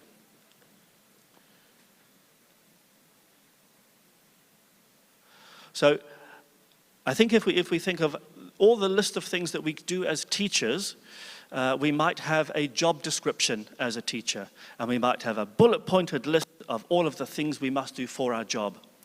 We also have, and my colleagues have referred to this, professional standards, or standards for the teaching profession is what we call them in New Zealand. And they are managed by our professional body, the Teaching Council. And they're very important. We have those standards. We also have employment agreements. We have our contract. And in our contract, there is a list of performance standards that we must achieve. And it's very difficult as a teacher. Are we supposed to find evidence for every single bullet point in every single document every single year? If we did that, we have got no time for teaching because we're just assembling all the documentation. And I propose that a system like that is okay for compliance. I'm complying with legislation. I'm complying with my professional responsibility. But I think alone, it is not sufficient to help measure how good a teacher I am. So the other approach we can take is we can look at student outcomes. And I think I want to be very specific in how I define student outcomes. I mean more than the grades, more than A+, more than getting 10 out of 10, 100%. They are important, and I love high grades, but if we use students' grades only to measure teacher performance, I think we're doing it wrong. I think we need to consider outcomes a little bit broader. And I think we need to look at two things in particular. We need to look at student achievement. Now, maybe that means we look at their grades. I think we also need to look at student progress. And I think progress, for me, is more important than their grades. Okay? Because if I, as a teacher, am being assessed, appraised on student grades, I know what I will do. I will cheat. I will hack the system. I will make my assessment easier. Or I will teach to the test and nothing more. And if I do that, if I teach to the test, or if I lower my standards by providing easy assessment, I'm not doing a good job for my students. I'm cheating for myself. So I think there are serious flaws with if we just look at the list of tasks for a teacher, and if we just look at student outcomes, I think we're doing it halfway. What I think is better, we need to look at the relationship between the teacher's actions and the student's outcomes. So I want us as teachers to be engaged with curiosity or inquiry. And we've heard the model here a few times already, which is lovely to hear it echoed, that we are doing this all so well internationally. I think as a teacher, I need to look at my class and work out, what do my students need? What do they need based on where they're at? And then I need to investigate what resources, what tools do I need to teach them effectively. And then I need to teach them, but most importantly, at the end, I need to ask myself, how do I know that my lessons my actions had an impact on students. And I think this is the key thing. We need to ask the students, and we need to ask students more frequently. I like high grades. It is wonderful when my students get high grades, but that alone doesn't tell me if I'm a good teacher. I need to ask them. And so I would employ, we had, I think, was it one of my colleagues here, Dr. Lee, I think, talked about getting information from students and from their parents. And I think, to me, that is crucial, because that is not quantitative information. I think it is better. It is qualitative information. They will give us information about the quality of our teaching. The worst appraisal I ever went through was in 2005. And I had a peer appraiser come into my classroom, and he was an economics teacher. I was an English teacher. I was teaching Shakespeare. It was very important. And he watched my lesson, and he had to give me marks, grades, for my classroom management, organization, lesson plan, and my subject knowledge. And he graded me satisfactory for my knowledge of English. And I was furious. I thought, what do I need to do to move from satisfactory to good to excellent? And with respect to my colleague, he couldn't answer that question. So sometimes we need to be more careful and just don't rely on grades and marks and numbers alone. So going to the students and asking students, what did you think? And I think there's a lot of questions that we can ask students. For example, how do you know your teacher is well prepared for the lesson? How well do you learn in your teacher's class? What does your teacher do to make learning easier for you? We can ask all sorts of open-ended questions. My favorite response when I ask my students that, what can I do to be a better teacher for you? The answer I got was, more dancing. And that was alarming because I was teaching English. And it was also alarming because that answer suggests there is already some dancing in my lesson, but not enough. So, final slide. Oh, can we go back one, please? Thank you. So ethics and equity. I think a number of things. I saw some lovely models about the stages of teacher progression. Teachers need to have ownership over their appraisal system because it is unfair to assess a novice teacher the same way you assess an adaptive expert teacher. Okay? I think we need a bit of equity around students, and we need to trust students more. I love hearing from student voice, and I think if I can, I'll give you a challenge. Hands up those of us who are teachers here. That's a good number, thank you. And in our job description, in our teaching standards, in our employment contract, it says things like we have to have good resources, good teaching material. Yeah? Rhetorical question for you. Has there ever been a time when one of your former students came to you in the street and said, "Sir, I'll never forget that PowerPoint you showed me on Wednesday 4 years ago"? They never ask that, because teaching is not about the resources, it's about the relationship between the students and the teachers. It's a relational profession. So I think good teacher appraisal needs to be built around a relationship between myself as a teacher and a critical friend. A fellow teacher, a peer, who is not afraid to have an honest conversation with me about my teaching, who can maybe observe my class and give me honest feedback. I think also I need to be responsible for setting myself challenging questions in my teaching. So I can look at all the documentation that I must follow, but I am interested in my challenging questions, the areas that I wish to develop. So I might ask myself, how do I know that I am teaching my students how to speak effectively? How do I know that I teach in a way that lets my students engage with my subject? And I think if we personalize the appraisal process, I think teachers will more willingly participate in it. It is something that we are doing with teachers, not to them. And I think I'll close by saying one of my favorite quotations, do nothing about me without me. So I think as teachers, we should be doing nothing about teacher appraisal without the teacher themselves being an integral part. Likewise, the students, do nothing about me without me. Thank you. Thank you very much, Mr. Ian McGilchrist. There's a lot to unpack there.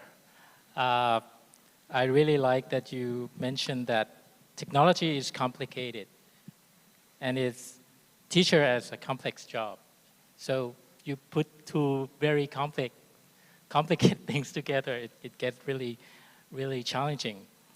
And you mentioned that teaching should be about inquiry, and I really like the quote that do nothing about me without me.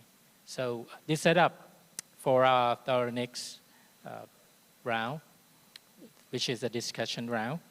And thank you very much for our esteemed panelists for sharing your insightful opening statements. And we have heard a range of perspectives from many contexts, several countries here, that lay the foundation for our next, hopefully stimulating discussion ahead. And as we transition into discussion round, I encourage our panelists to engage in a meaningful exchange of ideas. And let's take a closer look at teacher performance appraisal in the digital era and understand its impact on student learning outcome. Please feel free to build upon each other's points, offer diverse viewpoints, and provide insights that can contribute to a well-rounded exploration of the topic. To guide our discussion, I have a couple of key ideas that are already distributed to you, to all of you. Some of these ideas I might tweak a little bit because maybe you have ignited some curiosity within me during your opening statement. But please allow me to begin with Professor Shan Lee and Dr. Maitri. I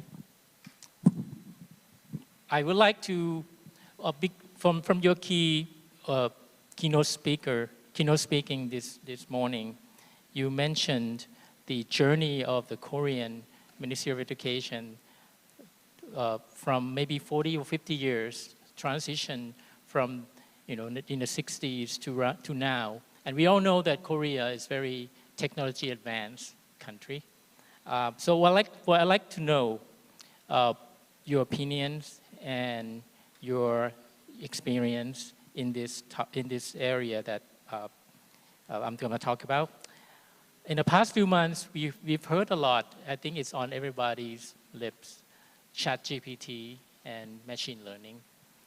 And I would like to know, what do you think about these emerging technologies, these artificial intelligence, to be used effectively in appraising teacher performance, and what your country has done, or in your opinion should be doing to deal with it in the near future? Thank you for your question. The turnaround time of confidence that we have is getting shorter and shorter due to technology development. In the past, it was okay to have reskilling, upskilling, training, maybe every 5 years, every 3 years. Now, no, it's an ongoing process. Once we lose our learning agility as teachers, professors, we are not going to contribute to anything for our students. So reskilling and upskilling curriculum and opportunity for the teachers is very important, because the way we frame the classroom is different. Like you mentioned, since we do have a ChatGPT, for example, this semester, I totally changed the way I run the classroom. Normally, I make questions and students answer to my question. I set the 3 times of test in this semester. First test for the students, make a question from the curriculum. Students make test questions that they think important. They make a question. Second test, from the questions that classmates make, they choose question and answer to that question using ChatGPT. That's the second test. The third test, that's tricky. Based on the answer that ChatGPT answer, they need to revise with the logical evidence, with the academic evidence. So we are raising the students not to answer to the question, but to raise appropriate questions. So education output is getting changed due to technology development. So the way we teach the students is also changing. That's going to also influence our appraisal system as well. Thank you. Okay, thank you, Professor Shanley. Next is Dr. Maitri. And by the way, for other panelists, if you would like to skim in, please be my guest. I would like to have, lively discussion.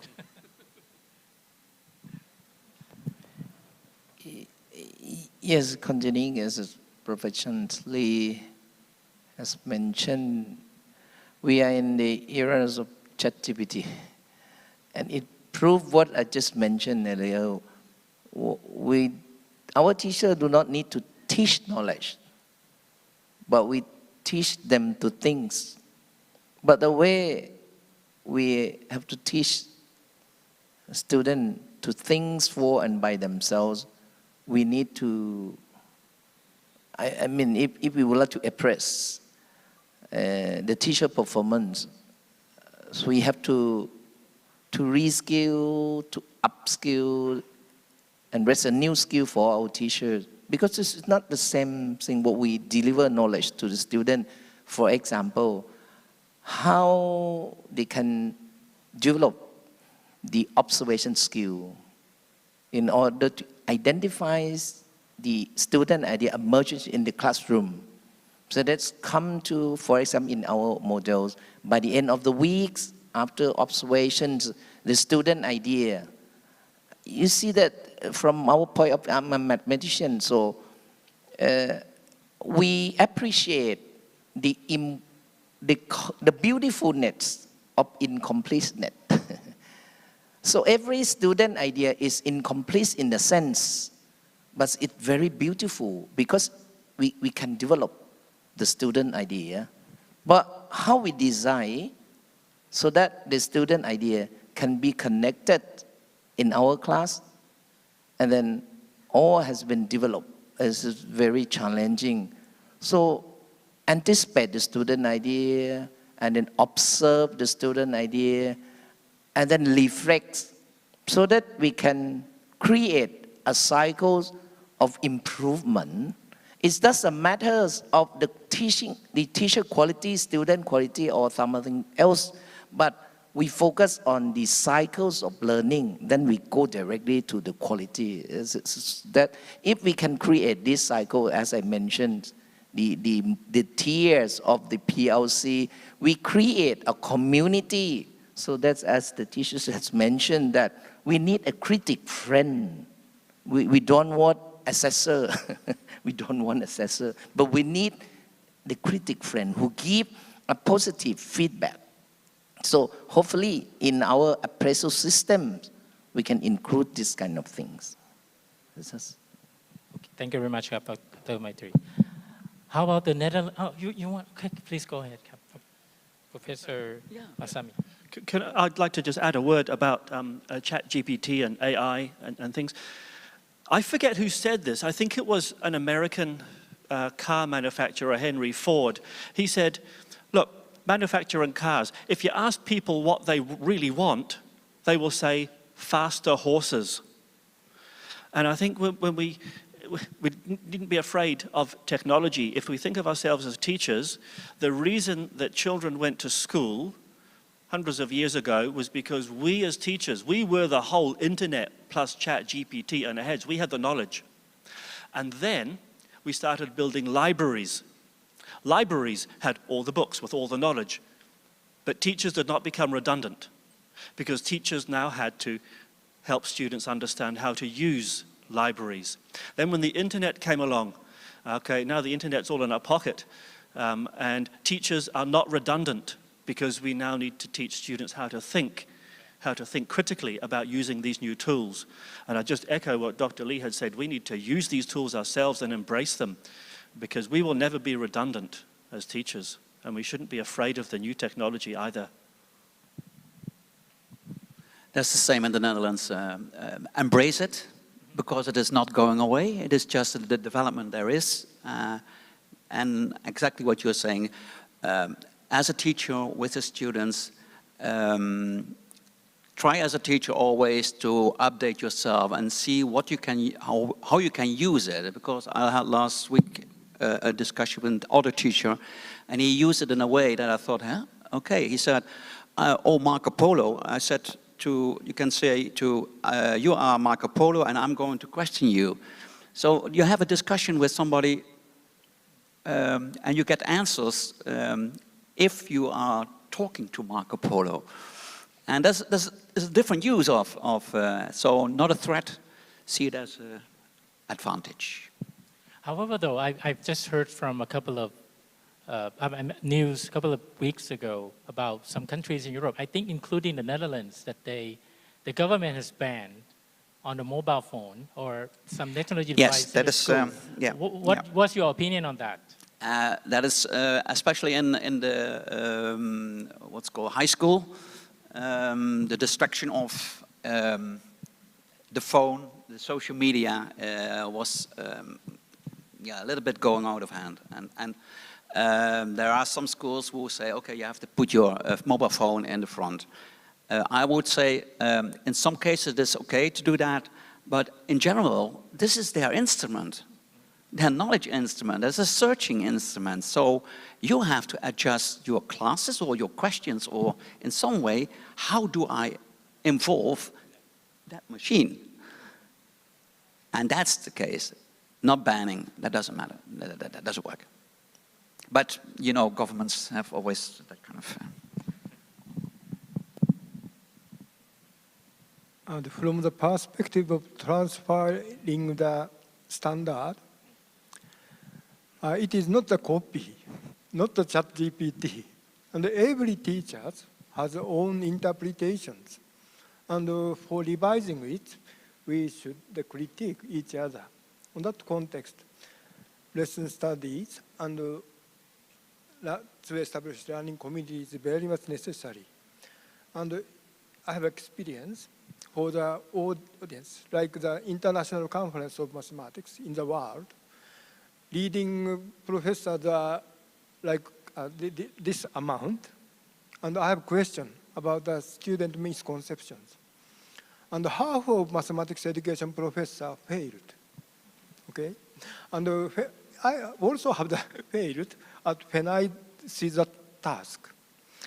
That means that the content knowledge of teaching are deeply influenced to the interpretation. So of course, we need we should be critical thinkers, and at the same time, in the process of professional development, we may need to discuss the content of teaching each other. And that means the learning community and lesson study is working well. Thank you very much. Thank you, Professor. Okay, please. Okay, we're on. I think as a teacher who, I've been in the classroom with mobile phones and pre-mobile phones, I think we need to remember as teachers, ABC. ABC means all behavior is communication. When children are in our class looking at their phone, they're communicating something to us. I don't mean they're texting us. I mean they're communicating that the lesson is either too hard, too easy, too boring. So we need to see that as some feedback from the students. I think secondly, students have always been distracted. Even the days before we had mobile phones, they can look out the window. They can have their textbook up and they can have a Superman comic behind their textbook. There's always been distractions. But we need to see it as feedback. A, B, C, all behaviors communication. I think secondly, sorry folks, we need to teach our students how to use these devices responsibly and teach them about, hey, texting when I'm talking is rude. And we need to teach them about good etiquette or netiquette for net etiquette. And we need to teach them how to manage their devices in a way that is socially responsible. And that is one of these 21st century skills like illiteracy, technical illiteracy. How do we use it in a proper way? And that's what we have to learn the students. And media illiteracy is same. What kind of information is fact and what is not fact, and what is that kind of things we have to learn them. Okay, that's really intriguing. What I want to know more about this topic, I'm not sure if I think the next one I prepare is about the ethical considerations. Some of you already touched upon this one. I want to dig deeper into, still with the topic of ChatGPT and this artificial intelligence. I've heard from news from mostly from the country, especially the U.S., about the policies that the government is trying to provide or make to curb the use of these in the classroom or prevent the negative impact on the students. In your opinion, and as a matter of fact, what have the government of your countries have done or should have done to deal with it? And in your opinions, because as many of you already mentioned, it's coming, and teachers have to deal with it. What do you think that the Ministry of Education, that the government in your country should do in order to make the best use of this in the near future? That's of course a difficult question because it is about tech giants who are in control of that knowledge and developing that, and governments don't have control on that. So that is the fear also, that the power is not anymore in politics, but it is with the tech giants.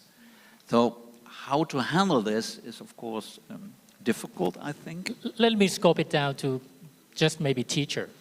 How, policy involving I must say, teacher. I think at the moment, as long as there is no clear policy in what governments want, I would suggest to go on with and use it in a way, and learn the students to handle this kind of new technology. I think when governments make laws, they provide us just with a legal framework. That's fine.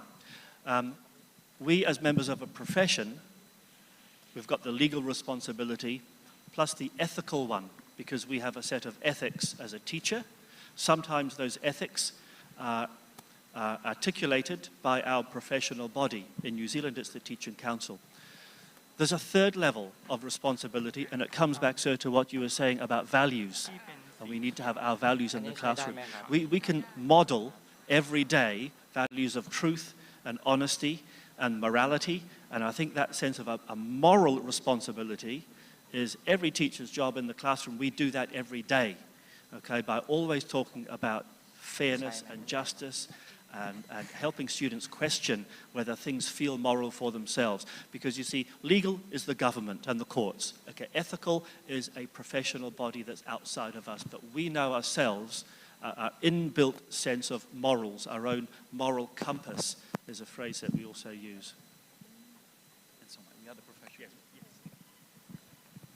I think, in fact, we have this kind of debatable issue 30 or 40 years ago about scientific calculators. That's also the new technology introduced into our classroom, and a very debatable issue. Should we allow the classroom to use, our teacher to use scientific calculator or not? So if we treat ChatGPT as a tool, I think it's not a problem. It helps the teacher to remind themselves that, as I mentioned many times, is it not the time we are going to teach knowledge? We have to teach something else, the learning skill, or building a long relationship between teacher and student, and something.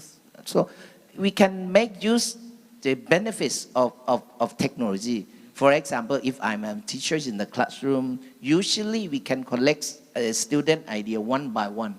I ask one student and then give me the answers and idea. But if we use a technology like chat and other, we can collect a lot of ideas, and we can use these ideas for a discussion so that the student can reflect on their own idea. And this, at the moment, is become the how to learn for them. So we need not to focus on the knowledge itself, but the idea, your idea, now it becomes your tool for the future to solve the unseen, unknown problem in the future. So I think in that sense, ChatGPT is not a problem.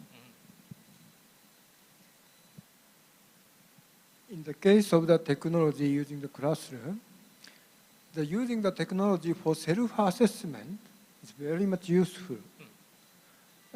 In this day in Japan, career development is one of the issues. How we want to be. Every student have a wish for the future, imagine the future. For imagination of the future, reflection, in every class we do reflection and put the data in Google School Home. And they are recorded. A teacher can see, and the student can see. And for the career development, for the better imagination for their self, technology is very much useful from the perspective of self-assessment, and it establishes the value and transfer the necessary standard for everyone, on everyone's meaning. So on that mean, how do you say, U.S. technologies are functioning in Japan. There are two types of mistake in our life. One type of mistake is you've done something that you should not have done. The other types of mistake, you haven't done something that you should do. How do you know whether you get married or not? Get married, then you know the answer. Okay? How do we know how much we can utilize ChatGPT in our education session? Try to take try and error. Then sooner or later, we can maximize the utility of all these technology. No one will die even if we use ChatGPT in the classroom. So try to use it, even if the government or school policy and company policy prevent from using it. Sooner or later, students and employees, they will find a way to use bypass. So let them use it and try to maximize it. I think that will be better off. Thank you. I think we have a consensus here that, just go ahead and try it out and see what the result is. From your opening statements, from some of your opening statements, you mentioned a lot of things that teachers do outside of the class. And some of the things, especially the non-cognitive skills and the characters of the teachers that you mentioned, the working together, the peer learning. In your opinion, what technology how can it be utilized to maybe assess or evaluate teachers to understand their work better? Do you think it's possible that the cutting edge technology would be used in this sense? Just for anyone, if you. Teacher performance when you go out of the classroom education is, of course, in the same way you can do that with asking students. That is a way, but the design of that program outside the classroom is done by a professional, the teacher. He has a moral compass, and he knows what he thinks is the best for those students. So there's also a kind of trust you must have in the professional behavior of a teacher, that this is the way I do it. I know teachers will bring in a lot of guest speakers from companies. He is not teaching. Yes, he is teaching. He provides the students some direct information from the companies, what is a huge impact for them. Or you go to the company, don't bring them in the classroom, go to the company with them, then they can see it. So that moral compass of the teacher, it's generally the same as in the Middle Age in Europe, the were the monks, and they were the teachers, they were the moral compass, and that is the learning environment in their brains. And the monks here, the same. They were the teachers for people who wanted to develop moral compass. Same as the monks in Europe in the Middle Ages. That's the way it is. And we are now, as teachers and students, in the same relationship. Trust in each other. I'm the guidance for you. I can help you. And if you ask, I will help you. That's the way.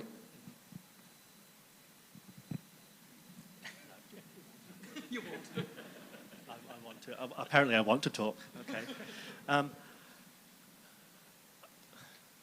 I think one of the key things about using technology beyond the classroom is it creates lots of opportunities for further learning and further thinking things over.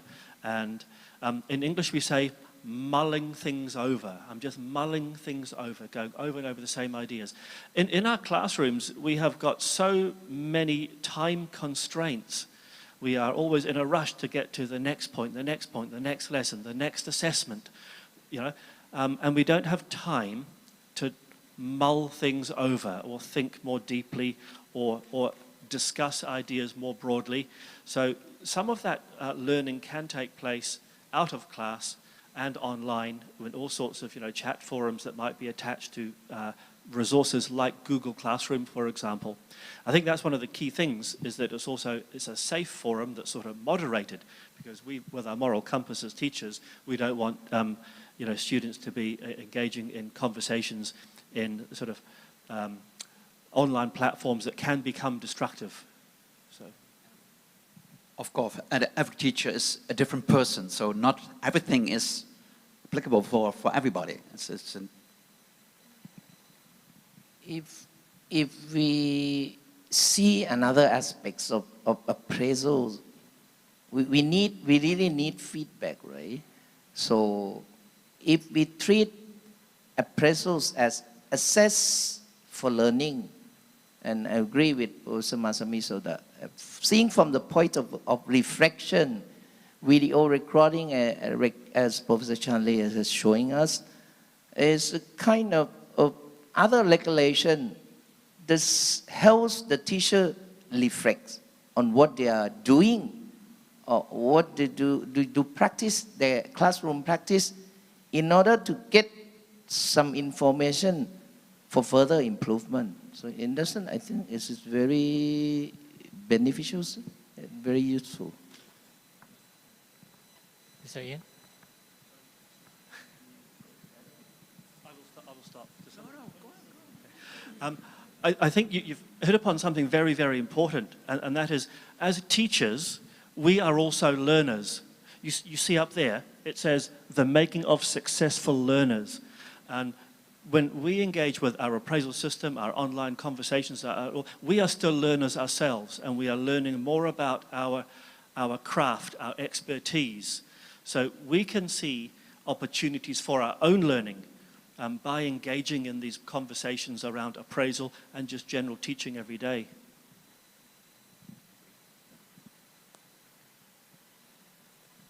And from the perspective of the formative assessment, I continue.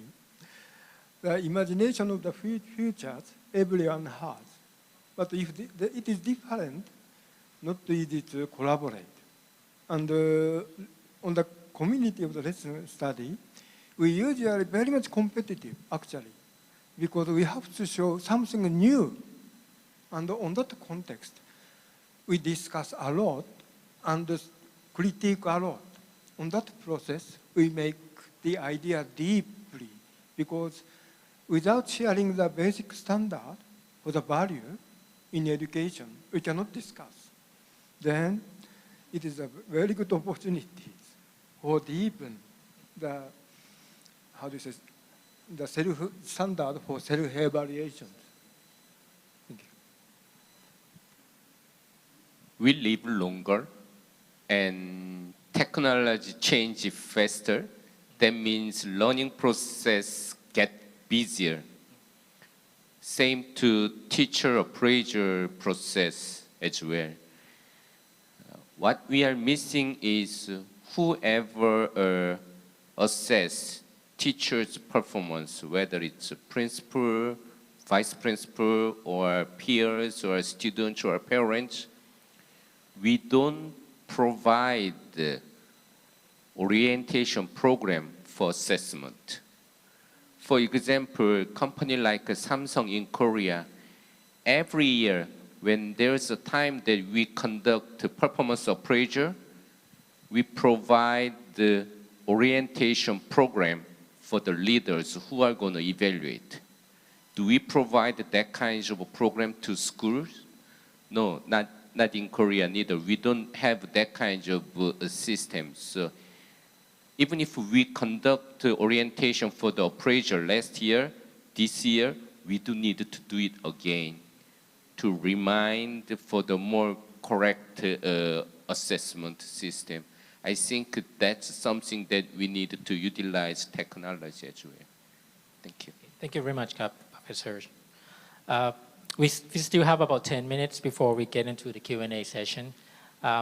We still have, I think, 2 topics left, but the ethical considerations and equity we somewhat touched upon a little bit. I'm not sure if you want to add anything more, but what if you want to add, what ethical considerations should the school or institutions keep in mind when implementing technology in terms of teacher appraisal?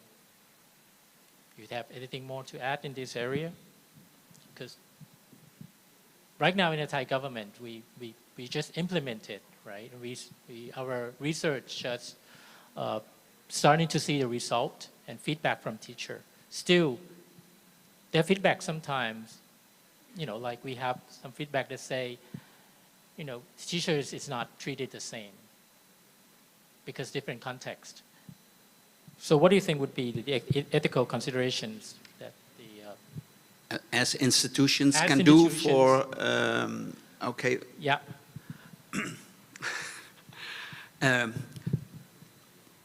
Lesser procedures, give teachers the space and give them the support with all kind of tools what they can use and get the information. But the moment, I call it always control, and we want to make a teacher, then there is a kind of, the passion will go away with the teacher, because they are professionals and they will develop themselves. So you give them also the space to be innovative. Let them make mistakes, because with GTP, you will make mistakes when you design something, and the next time you redesign it and it's better. So I think that is the way universities or other schools should look to the teacher. The teacher is your core asset with the students. Keep that in mind as organization and try to give them the space to develop themselves. I think any school or any principal who is leading an appraisal system for teachers has a responsibility to make sure that it is enjoyable, it is uplifting. I want teachers to want to be appraised. Please appraise me. Yet I know I've been in schools all around the world where you mention the word, oh no, not me. Yeah. They just want to hide. So it should be something that teachers really want to take part in because they feel they get rewarded. Not maybe financially, that would be wonderful. I think that's the system in Korea. That would be fantastic. But I think the intrinsic reward of that sense of satisfaction when I know I'm doing a good job. And so I think my challenge to school leadership and to government leadership is please create systems of appraisal where teachers want to be involved. And I think if teachers want to be involved, they will far more willingly embrace change and trying new things. So what should I say? When we create a system, a macro system like this, we should put it as a part of a teacher learning community. It should support the professional learning community, as Mr. Masami mentioned many times. If we create a system that's separate from what the teacher learned, we might do something wrong. But in professional learning community, as we all mentioned, we have a view of legitimate participation. The newcomer, the new teachers come to the learning community, and then they grow during the 30 year of this community. And if we assure that the appraisal system is a part of that community, I think it should be okay with the teacher. We keep in mind that our teacher have to teach our students to live in the very changing world. They don't know what's happened in the future, as Bosa Masami Soda mentioned many times. So they don't need knowledge, but they need imagination. So if this appraisal system is a part of a learning community and supports their passionate to teach, it should be okay at this. Let me give you one example, which is just before our discussion round.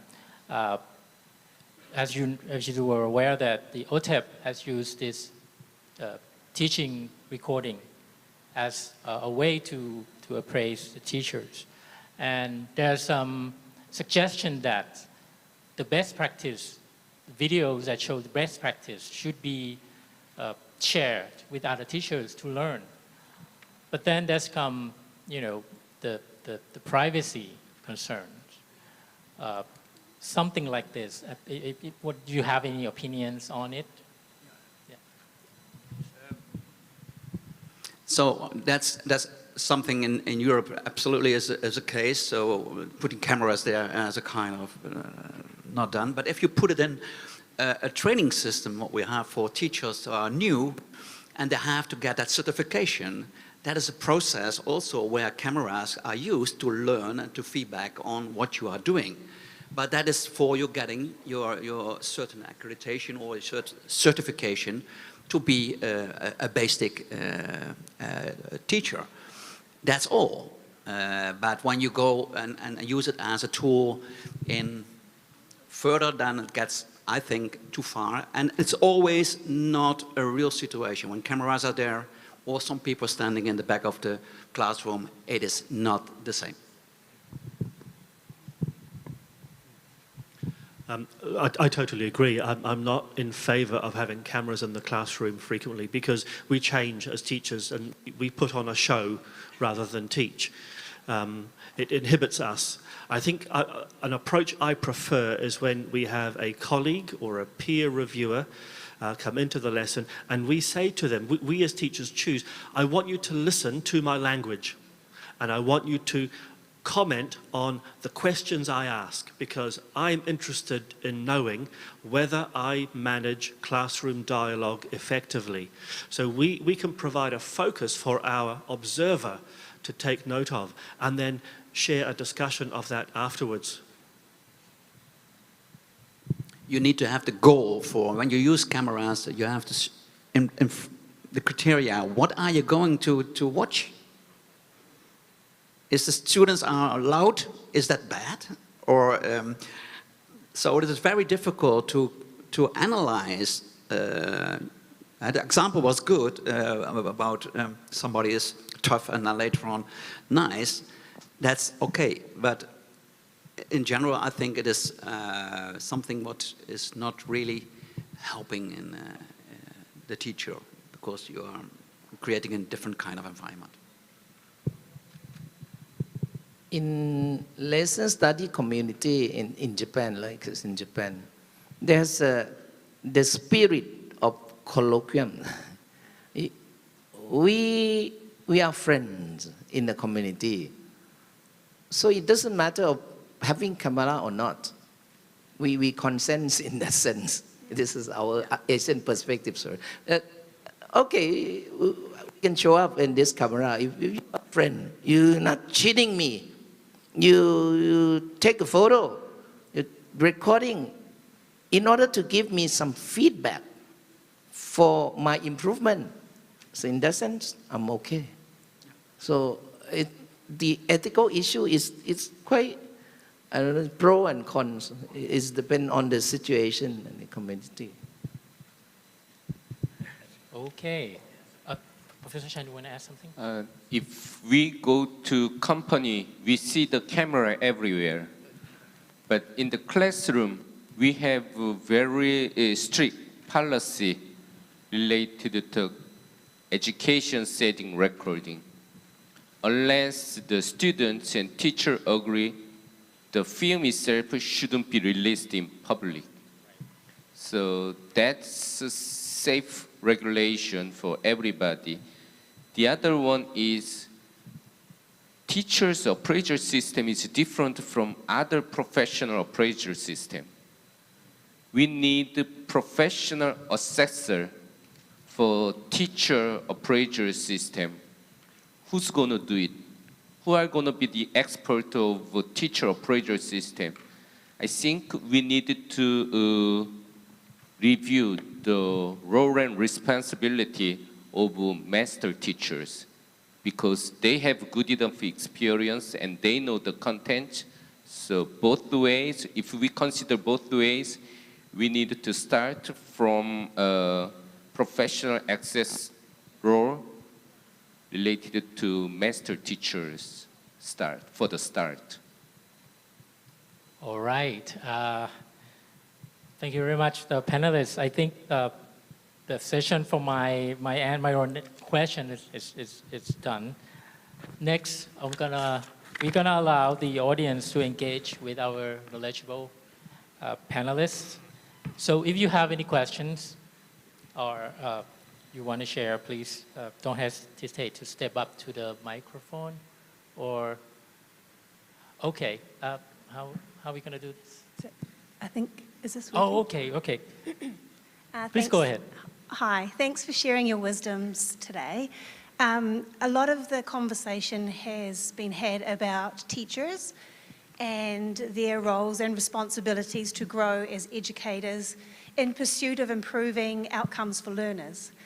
My question is, what advice would you give leadership or teams of leaders in schools so that they can create the conditions so that teachers can take risks, so that teachers can use data and information and educational theory in a way that improves their practice iteratively? Because I feel like teachers need good leadership to create the conditions for this. Thank you. We have even teams who don't have a leader, so the teachers are a self-managing team. So they are, what you have to create is an environment where you feel as teachers, as a team, where you have the trust and the feeling that you can have feedback and give feedback to people. And if you create that kind of environment, and you also talk about an environment where everybody feels safe, and that is one question that is always the case. Do you feel as a teacher safe to make mistakes, or are you constantly watching your back and afraid to make a mistake? So in a good environment, I think that is essential for the development of teachers and also as a team. I think I'll suggest two things. One thing is a big picture. And this idea comes from one of my heroes. His name is Sir Ken Robinson. And you might know Sir Ken Robinson from TED Talks. He said that school leadership needs to focus on climate control rather than command and control. And I've worked as a teacher under both styles of leadership.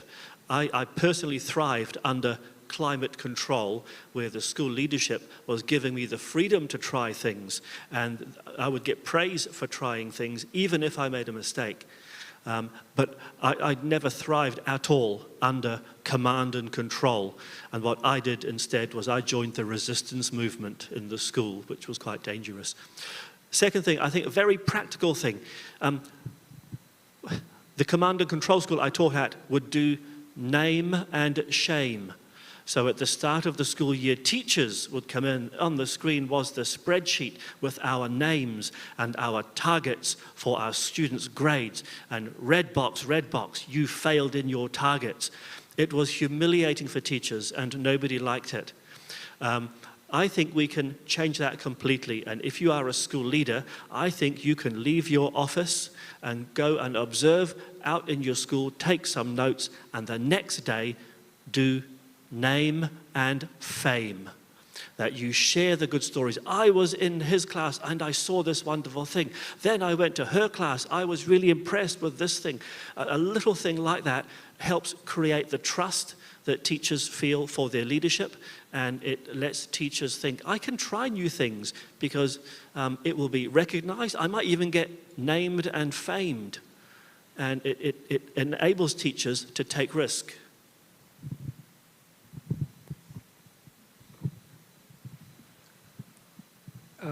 I want to answer from the perspective of mathematics theory of mathematics education.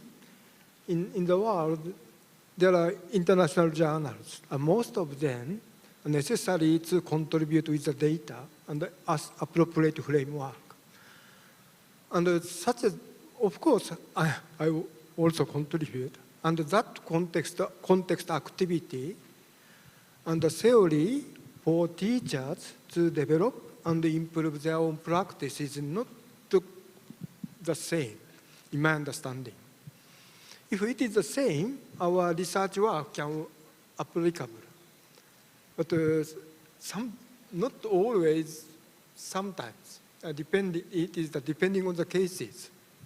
So just I want to confirm. So the practical work theories are developed for teachers and students usually.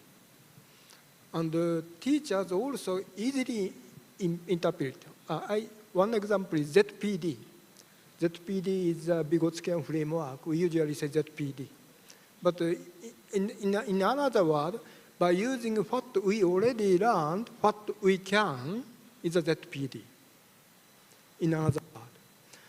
But it doesn't explain, if we learn this, what is the preparation for the future? We are usually teaching for the future, to develop future learners. But ZPD focus on learned and how we can reach somewhere. But we are not discussing for the future. So there are some theoretical framework missing some perspective, as the Dr. John mentioned. So we usually consider such differences. Thank you very much. Thank you. Anything more? Okay. I believe this is, not sure if this is your question. How can educational leaders foster a culture? Is this the one that you just asked? It's similar questions, but if you have anything more to add, please do. How can educational leaders foster a culture where teachers feel empowered by digital feedback to continuously enhance their teacher practices and student outcome?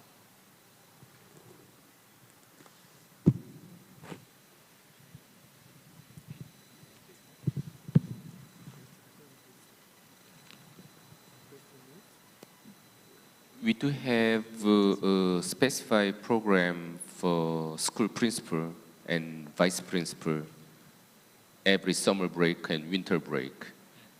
And these kinds of, during the leadership program, we also provide the module in terms of performance management for the school level, also for the individual level. So, I mean, the teachers, most of the principals have already a field teacher's experience, but that does not guarantee that they do have specialized in terms of teacher's appraisal. And also, we keep updating the teacher appraisal policy. So, when we have a principal's training program or vice principal's training program, we also invite the people, officers from Ministry of Education, and let them know the new appraisal system mechanism, as well as we provide the leadership, and we also provide the coaching program, how to give feedback based on the appraisal system. Yeah.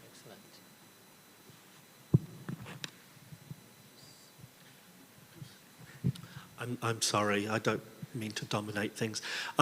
Do you know the word FOMO, fear of missing out?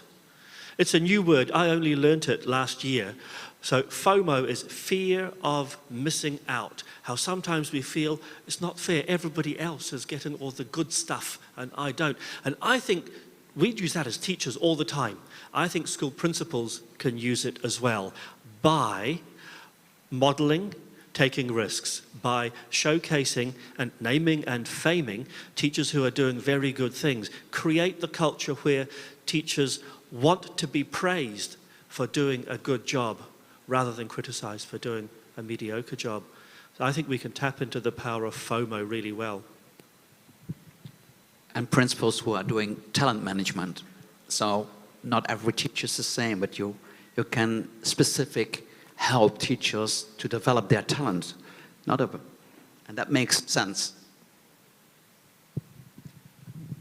When I started my teaching career in 1982, in fact, I don't want to say because people will know I'm getting older. Teaching is a responsibility of teachers, but the principal do something else outside school. But in this age, the principal should bring the educator to the same front line, working together to improve the classroom. Practice is not only the matter of pedagogy, it includes educational science, how they manage the learning community. School-based learning community need principal leadership, as like we learn from try to adapt the Japanese lesson study approach, how to convince our school principals to do this kind of job is very challenging in my life. So in August 26, luckily we are going to have a activity of a source course of the school principal, 300 schools across the country in Thailand, gatherings, talk about what the activity they have done during the last 15 years. And usually Dr. Maitri mentioned me I just want a feedback. Actually, Dr. Maitri's open approach project going well because there are the core principles and well managing the lesson study activities. And they try to show their achievement, each other, and share. So he established such a community, learning community. So that I usually learn from him. In Japan, we already have the existed likely culture. But the establishment of the learning, professional learning communities, it is the role of the principal actually very much important, necessary for his or her enthusiastic effort. Thank you. Thank you very much, Kap. I believe we have two questions from audience, in the audience. Please.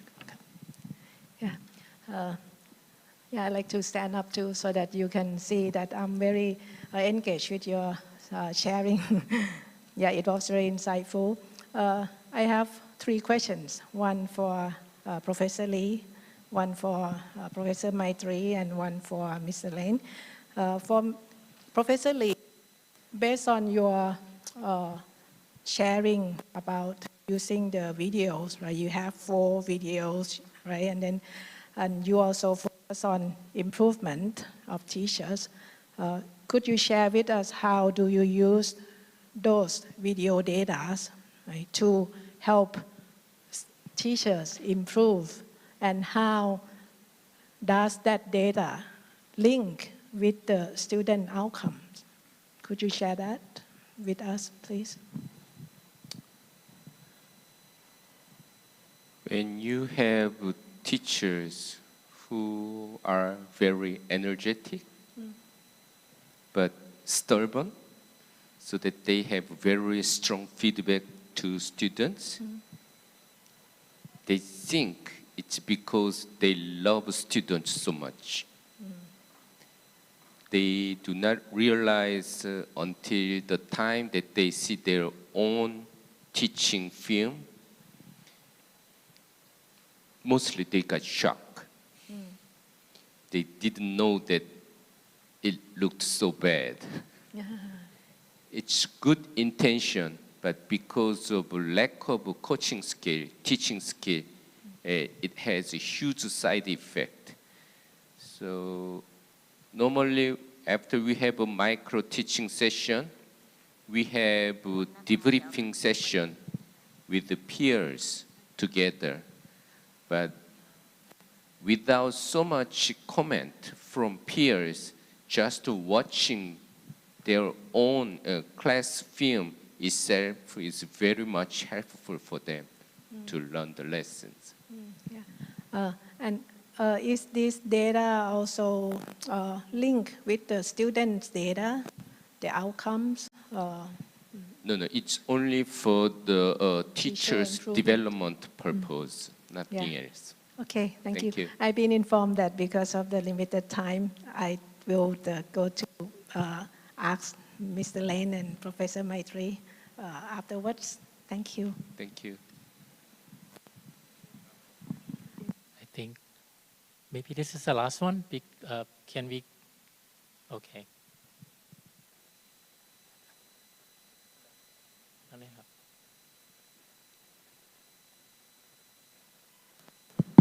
Hello. Hi, good afternoon, everyone.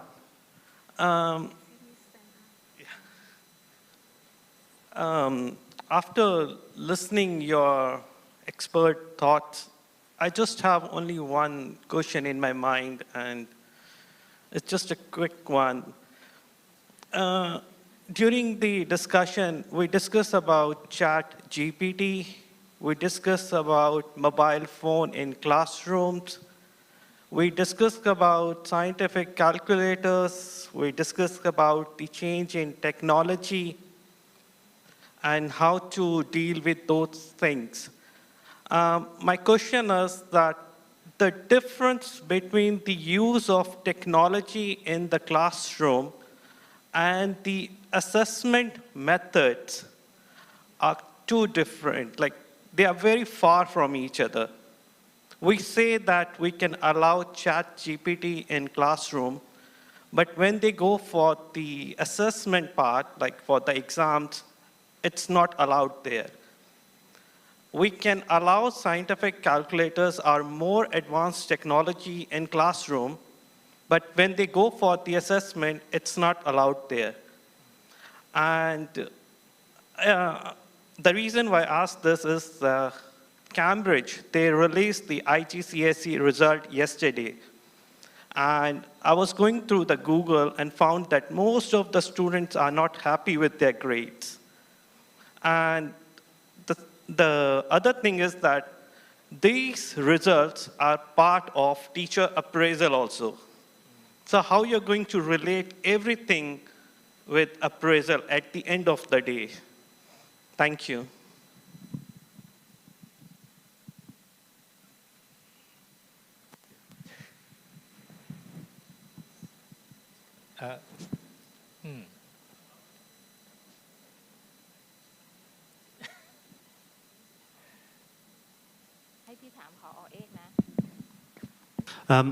Thank you for that question. That is a big question, and it's a very important one. Teacher, we have a little bit of control around assessment. Sometimes we don't.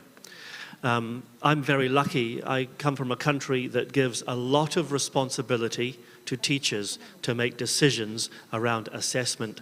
So I would encourage you, where possible, consider adapting or changing assessments that you have that will allow students to use the tools that we are teaching them how to use.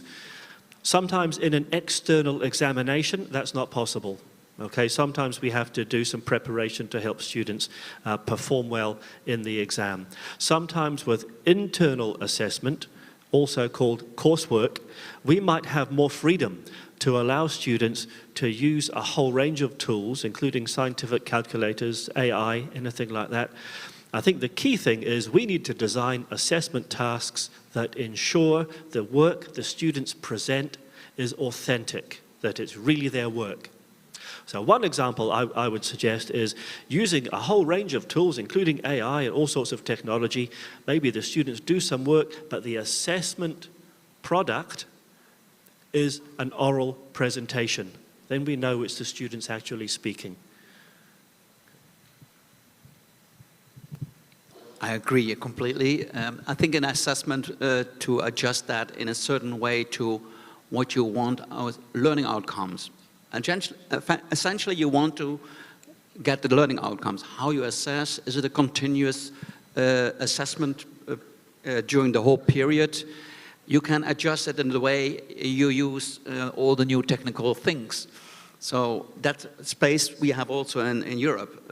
You can easily change your assessments, way of assessment easily without any problem.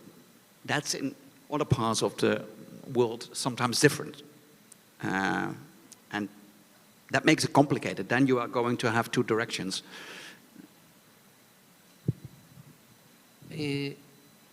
Because to my knowledge, we treat any technology bringing to the classroom as a tool for teacher learning and student learning. But assessment itself is closely related to the learning. So in that sense, I think we can improve the way we assess the students' learning. Technology, using of the technology is depending on the objective, what objective we have for the classroom and for teachers. And I just want to show the cases of the assessment for teaching for the non-cognitive skills. And how, for developing non-cognitive skills, we can use several technologies for observation. We can do the video recording, and we can use the facial expression analysis software, and we can check the data for the humidity of the skin. And For example, there are several data we can get from the assessment in the case of the classroom. But the most important thing is interpretation by teachers of the every student actions. Because we want to develop the student force under the objective. And such a data also can describe and enhance this question is meaningful for him, but not for her. But for her, his saying is influential. Such a process we can observe, but if we use the technology. However, mostly important thing is that the teachers and what teacher want to teach and how deeply understand the student. So on that context, formative assessment, we are discussing. Thank you. So because we're running out of time, this question is going to be the last question from our expert from OTEP. Okay, first of all, I'd like to thank you all panelists for giving us very useful information. What I want to learn more from you is that in Thailand, we have a digital platform called DPA. DPA as a tool for teachers' performance appraisal, which is related to teachers' promotion or accreditation. And so with limited of time, could I ask Mr. Ian, which has much more experience in teacher. Could you share us briefly about the digital platform using for promotion teachers or accreditations or any criteria about teachers promotion or accreditation in your country? Thank you.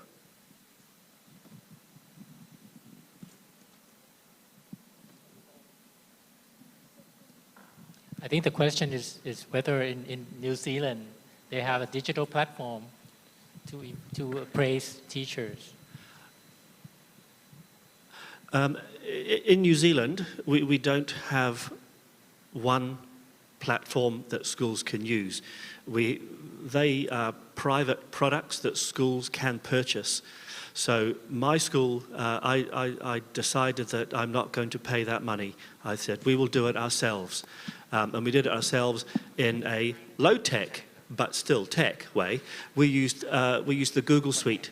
And so we used that, and we had all of our planning, our resources, our lesson observations in Google Docs. And we just created very simple hyperlinks to our challenging questions and hyperlinks to some responses, to some answers, to some reflections. It was very low tech.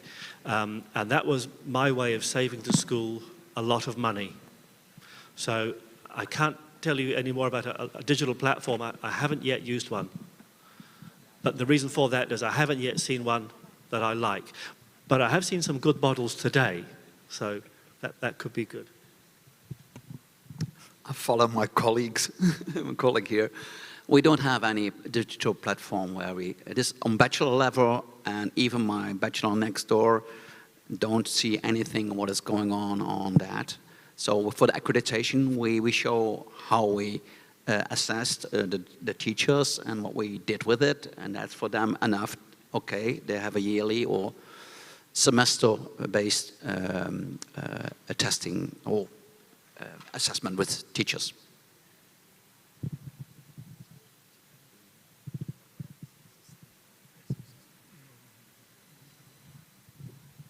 Okay, so that's it for the discussion round for our panel discussion today. And what a panelist discussion we have today. And ladies and gentlemen, we've reached the end of inspiring journey. And I believe that you guys, you wonderful audience, have learned a lot. Judging from the amount of you still in the conference room, full house, during our 2-hour session today. And as we step away from the discussion, please let's keep the conversation going. keep learning and keep building a world of education that works for everyone. I would like to thank our amazing panelists for sharing their insights, and I want to thank you, audience, for joining us on this really exciting journey. And again, please give a round of applause for our esteemed panelists. Thank you very much. Thank you. Thank you very much. Thank you very much, moderator and our panelists.